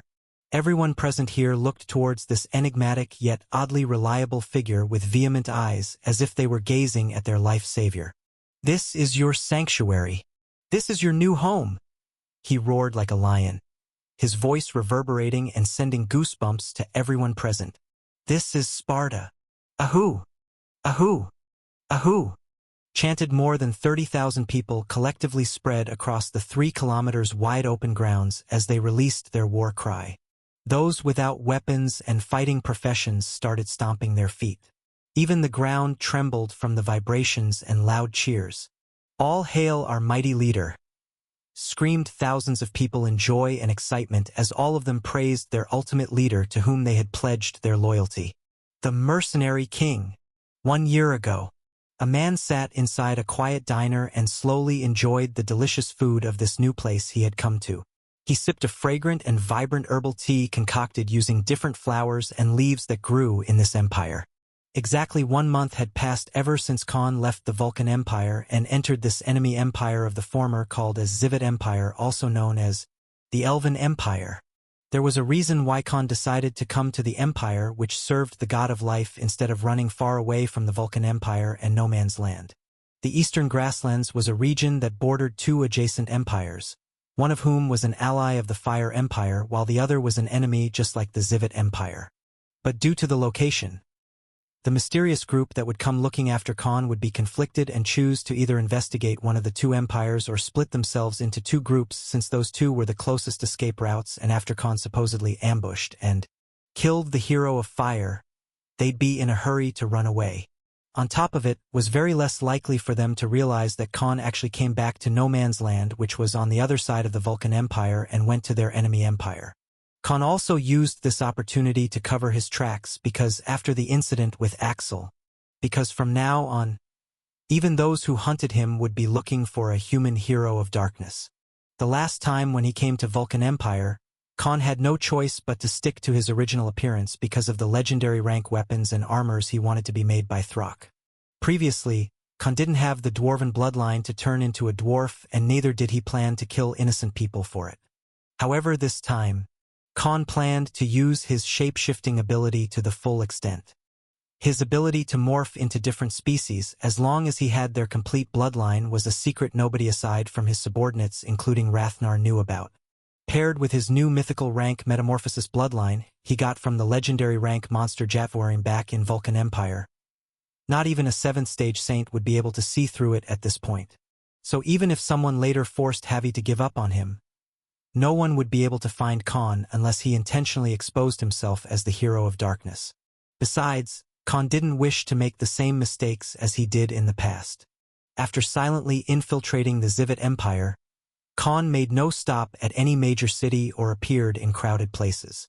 He only stopped at small villages and inns for a single night to get the general idea of the empire.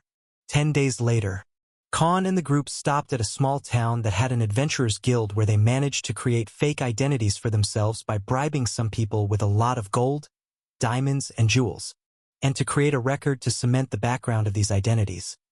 Their group masked themselves as master-rank individuals and accepted a few dungeon hunting jobs and killed a few monsters as part of commissions. This was the first step to creating a trail of their citizenship of this empire, as adventurers were often the people who had lax rules for registration since their profession risked their lives daily. During this time, they made no commotion or created any enemies. After a few days, Khan finally gathered all the important information he needed about the Zivet Empire. After learning everything to know about the topography, religious aspects, social structure, laws, economy, different species and lifestyles of the people throughout various parts of the empire, Khan finally had the general idea of how they could blend into this new home of theirs without attracting unnecessary attention. The Zivet Empire served the god of life named Jivenimas. It was nearly 8,000 years old and was one of the 3 ancient empires that still existed to this date. Unlike Rakos and Vulcan, Zivet Empire was under the rule of a symbiotic theocracy. The imperial clan controlled both the empire and the monasteries who worshipped their god. Unlike Vulcan, where imperial clan, fireborn clans, and the church were separate entities, the current abbot was the younger brother of the emperor. The emperor was an 8th stage magician, while the abbot was a 7th stage summoner saint. As for the religious practices among the populace, the people of the Elven Empire believed in monotheism, that their god of life was the one true god who created the world and the rest were the false gods. They looked down upon other gods and those empires who served them. Thanks to the all languages known to the war deity blessing by Cravel, Khan and the group could read, speak, and understand the ancient Elven language named Elashir. Here, no coin system was used, as the currency was Itakar, a form of the paper denomination which was marked with Elven runes. The base material was the same, but the runes rose the value of the currency. Similar to how dollars and pound worked on Earth, where the number on the note rose its value. As for the social structure in this empire, here the elves stood at the pinnacle. Their distinction was mainly as high elves and elves. High elves were those who were the direct descendants of the first generation of people who founded the Zivet Empire. This group of the top 1% included the imperial clan and the high nobles. However, there were also ranks among the high elves. The one at the top, known as the imperial family, was the Elven Emperor class. Below them was a group that directly served the imperial family called High Kings. Elven High Kings were comparable to dukes in the monarchy system. They often held positions of power such as leaders in the military, governors, magistrate, and many influential positions. Below them were the high nobles. These were composed of only elven clans with more than 2,000 years of history. No other species in the history of this empire had managed to overthrow the elves, and that was because of the way they reigned over this ancient empire. And that was endogamy. The ruling class of the Zivet Empire, called High Elves, practiced endogamy in their culture. They preserved their bloodlines and did not allow the males and females of their families and clans to marry anyone outside or below their social standing. Not even with the normal elves of the empire. By law, it is forbidden before marriage and after marriage. The punishment for these three crimes was straight-up execution of the culprit and the person they married to or had an affair with. But this was also the most effective and viable practice that maintained their bloodline purity and elite standing in the empire above everyone else. After the High Elves, the highest standing regardless of their origins were the normal elves. No matter whichever field it was, elves were in the highest position of basically everything.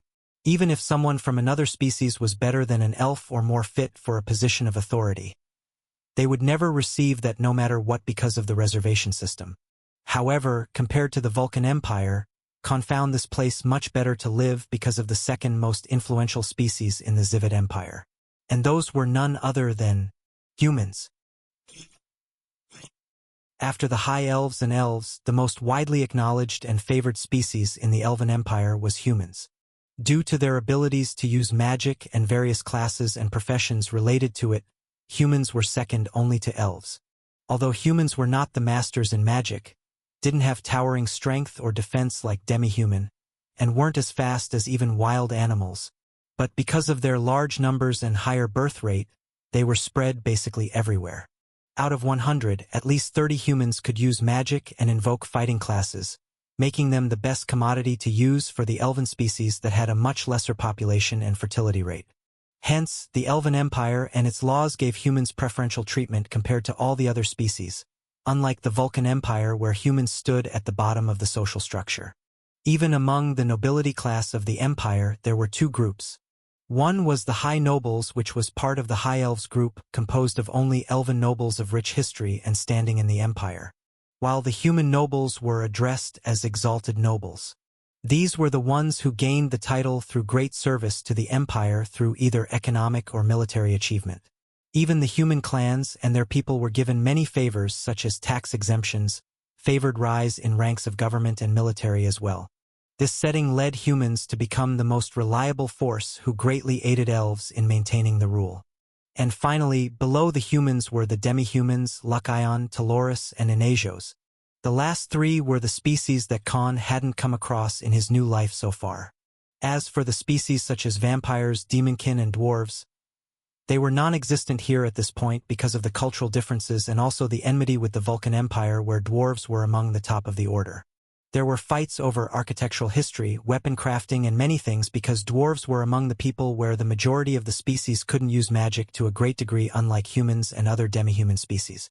As for the vampires who lived on blood, the elven religious customs addressed them as heathens and blood devils just because their existence did not fit well with their perception of culture and ethnic beliefs. Demonkins, on the other hand, were actually the descendants of true demon but only with 5% of their original bloodline. Thus, their situation was no different than vampires. Both these special social standing was the same as that of humans in the Vulcan Empire before Khan solved the issue. Thus, vampires and demonkins had moved to Rocco's empire when Rathnar founded it over 1,000 years ago, and 90% of the native dwarves went to the Vulcan Empire after the Fireborns assumed command. So Khan had two choices now before he decided to settle here for good. He already had the elven bloodline at 100% purity ever since his time in Rocco's empire, and now, Khan could utilize it if it was favorable. However, Khan decided to wait patiently before he made a decision. And that was because the religion and social customs weren't exactly unified as one would expect. In the end, although everyone worshipped God of Life in the empire, their customs and ways to pray to their god differed greatly. Although the elven monasteries were the main authority of the religious institutions, some species and regions of the empire didn't join or serve under any cult and had rituals of their own. And after extensive research, Khan finally found out the main cause of this difference in customs. The main reason why there existed different ways to worship the same god was the fourth hero of life. Khan learned about the events that changed the history of the Elven Empire and created new branches of customs and practices to worship the god of life. Jivenimas was the fourth hero of life. The fourth hero was summoned 1800 years ago and led the Elven Empire against enemies who either attacked them and even helped the Imperial clan expand their borders to a great degree. The most peculiar fact was that he established a lot of his own world's cultural customs in the empire, and given the huge influence he had which even dwarfed the Elven Emperor of that time, hundreds of millions of people regardless of their species and origin had accepted his cultural and religious doctrine. And given his identity, strength, and importance, the monasteries and emperor had no choice but to acknowledge it because at the end of the day, he was still worshipping their god. Khan had a surprised expression when he finally came across the information about the fourth hero of life who left a mark in this ancient empire's history that was still standing strong. There were two key factors that made Khan drop his jaw in shock. The first reason was that the fourth hero of life was also from Earth. And the second reason being the fact that this chosen hero was a Viking. Khan was astonished after finding out that the fourth hero of life was also from the Earth just like him. And he was a Viking at that. Khan himself had seen some people during his time in Flavit City that had appearances influenced by Viking culture. The first person that came into Khan's mind was Stragobr Sigurd, a Grandmaster rank individual who had tried to kill Khan in the name of avenging his brother named Ilya, who tried to ambush and kill Khan back when he had just entered the world of Vantria. Their entire clan looked like they were descendants of Vikings based on their appearance and tattoos. Later, Khan killed Stragobr and ate his core to become a Grandmaster himself. So Khan was already aware of the existence of Viking culture in Vantria. But to find that the supposed Viking was actually a summoned hero of life in the Elven Empire. Somehow, this summoned hero's influence reached even to Rocco's empire 1,000 years later.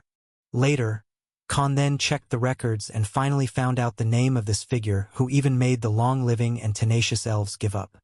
The Viking hero was someone even Khan in his previous life as Elric had heard of, because it was one of the most famous Viking kings in the history of the earth. The fourth hero of life was Bjorn Ironside. Khan grasped his forehead as he still found out the name. Although as Elric, Khan hadn't used his eidetic memory for making an exceptional life for himself. He had spent his time acquiring a lot of knowledge for his hobbies. Other than being a geek, a weeb, a novel reader, a gamer, and an otaku, Elric also learned 11 languages and studied many mythologies varying from country to country. So he knew a lot more about historic events, wars, kings and emperors, as well as religion and gods of plenty of dominant and renowned cultures. So obviously he also knew about the Vikings and their famous leaders. Who didn't know about the legendary Bjorn Ironside? He was the son of King Ragnar Lothbrok, who earned the moniker and was renowned as Bjorn Ironside. He was the one who led the attack on England in the 9th century along with his brothers, and was also an explorer who sailed to the Mediterranean and raided their lands. But the biggest highlight being he was also a Norse chieftain, well-respected and also appreciated for his leadership qualities and his capabilities as a fearless warrior who also became the first king of Sweden. Just like his father, Bjorn Ironside was a true king in his own right. Wait, did it happen after he died? Did the god of life revive him from the dead after summoning him in Vantria just like God of Darkness reincarnated me? Wondered Khan. Because that would explain why the dead Viking king would be alive and kicking ass as a chosen hero in this world. But the timeline doesn't fit. Does that mean the gods can summon any world's people from different times? Wouldn't that mean there could be or could have been a summoned hero from the earth who lived in my future era? He kept asking himself. But then, Khan decided to push those conspiracy theorist thoughts aside and paid attention to the matter at hand. He then did some deep study about why Bjorn Ironside became a colossal figure that even other heroes and heroines of life could not achieve in the past 3,000 years. Unlike the elves who were proficient in using magic and correlated jobs, Bjorn Ironside had created his own army of fearless warriors who would rather die than run for their lives during a battle. These melee and long-range forces were personally trained and managed by him. And during the 400 years of his life in this empire, there had been many times when he personally led the charge and destroyed the empire's enemies when even the emperor of that time failed to protect their borders.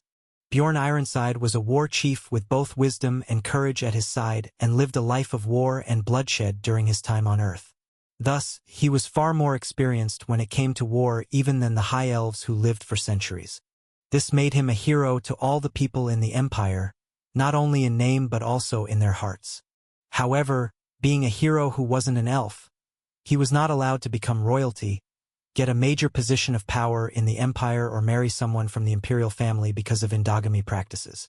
Bjorn Ironside, on the other end, had greatly influenced people, so he also started spreading his cultural beliefs and their customs, rituals, his language, and many more things. Throughout his life here, he had been with more than 100 females, including elves, humans, and demi-human, as well as many species Khan heard about for the first time. The fourth hero of life spread his genes extensively, and now, at least 10% of the entire population of the Elven Empire were the descendants of the Viking king in one way or another. However, this phenomenon led to great fear among the High Elves, whose only merit was that they were the descendants of the people who founded this empire. But after a battle with the demon god back then, Bjorn Ironside was gravely injured and died a couple of years later. The details of that battle were hidden by the imperial family, and nothing was ever revealed about what exactly happened. He didn't die due to injuries. They assassinated him to preserve their power and authority. Spoke Khan.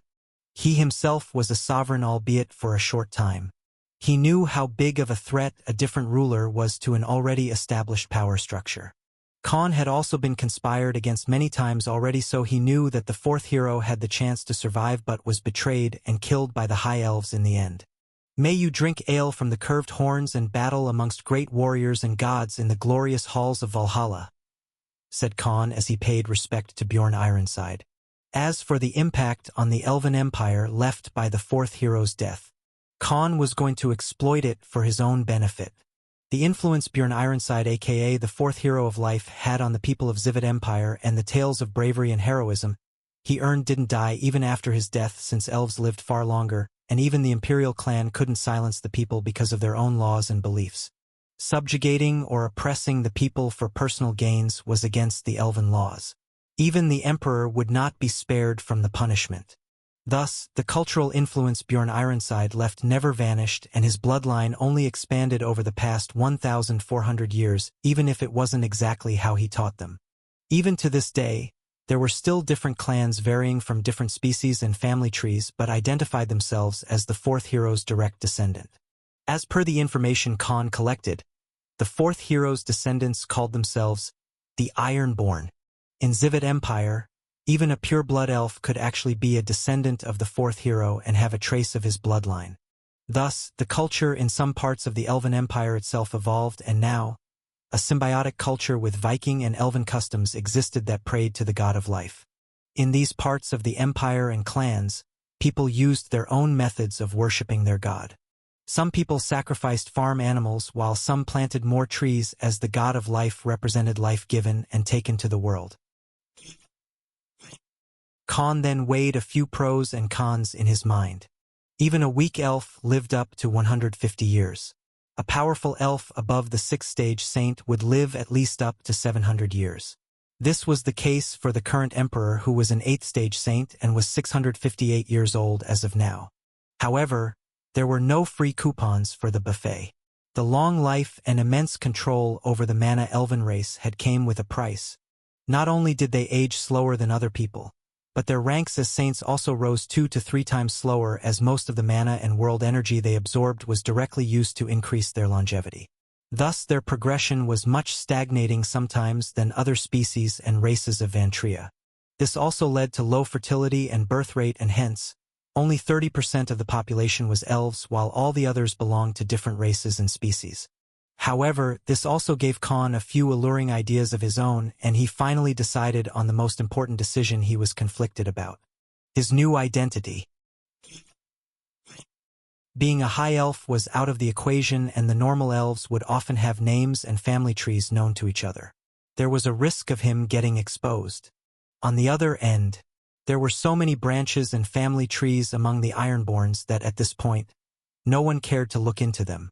Thus, it made a perfect cover for Khan if he used the metamorphosis bloodline to turn into an elf who stood at the highest hierarchy in the social system without the risk of exposing himself as the human hero of darkness. Finally, after completing his deep study of the Zivid Empire, Khan and the group chose to depart for a particular location. This time, Khan chose to avoid the capital of the empire or anything close to the noble factions, imperial clans, or any authority, since he wanted no trouble knocking at his doorsteps. And after changing many modes of transportation while hiding their identities as saints, they finally reached the far northern end of the Zivid Empire. Their new residence was going to be one of the most important places of the empire where they were going to make a living by doing what they were extremely good at. After 12 days of travel and making a few stops, they finally reached their main destination. After getting out of a magic flying hotel made of pure wood and water, the group saw the entrance of their new home. A grand entrance made of two massive trees as tall as Burj Khalifa on both sides that spanned 500 meters in width alone, had a 1-kilometer-wide pathway where thousands of people passed through using their vehicles, ships, flying beasts, and on foot. The group used their fake adventurers' IDs to enter the place, and as the night came, they rented a nice suite with the money they made so far in this empire.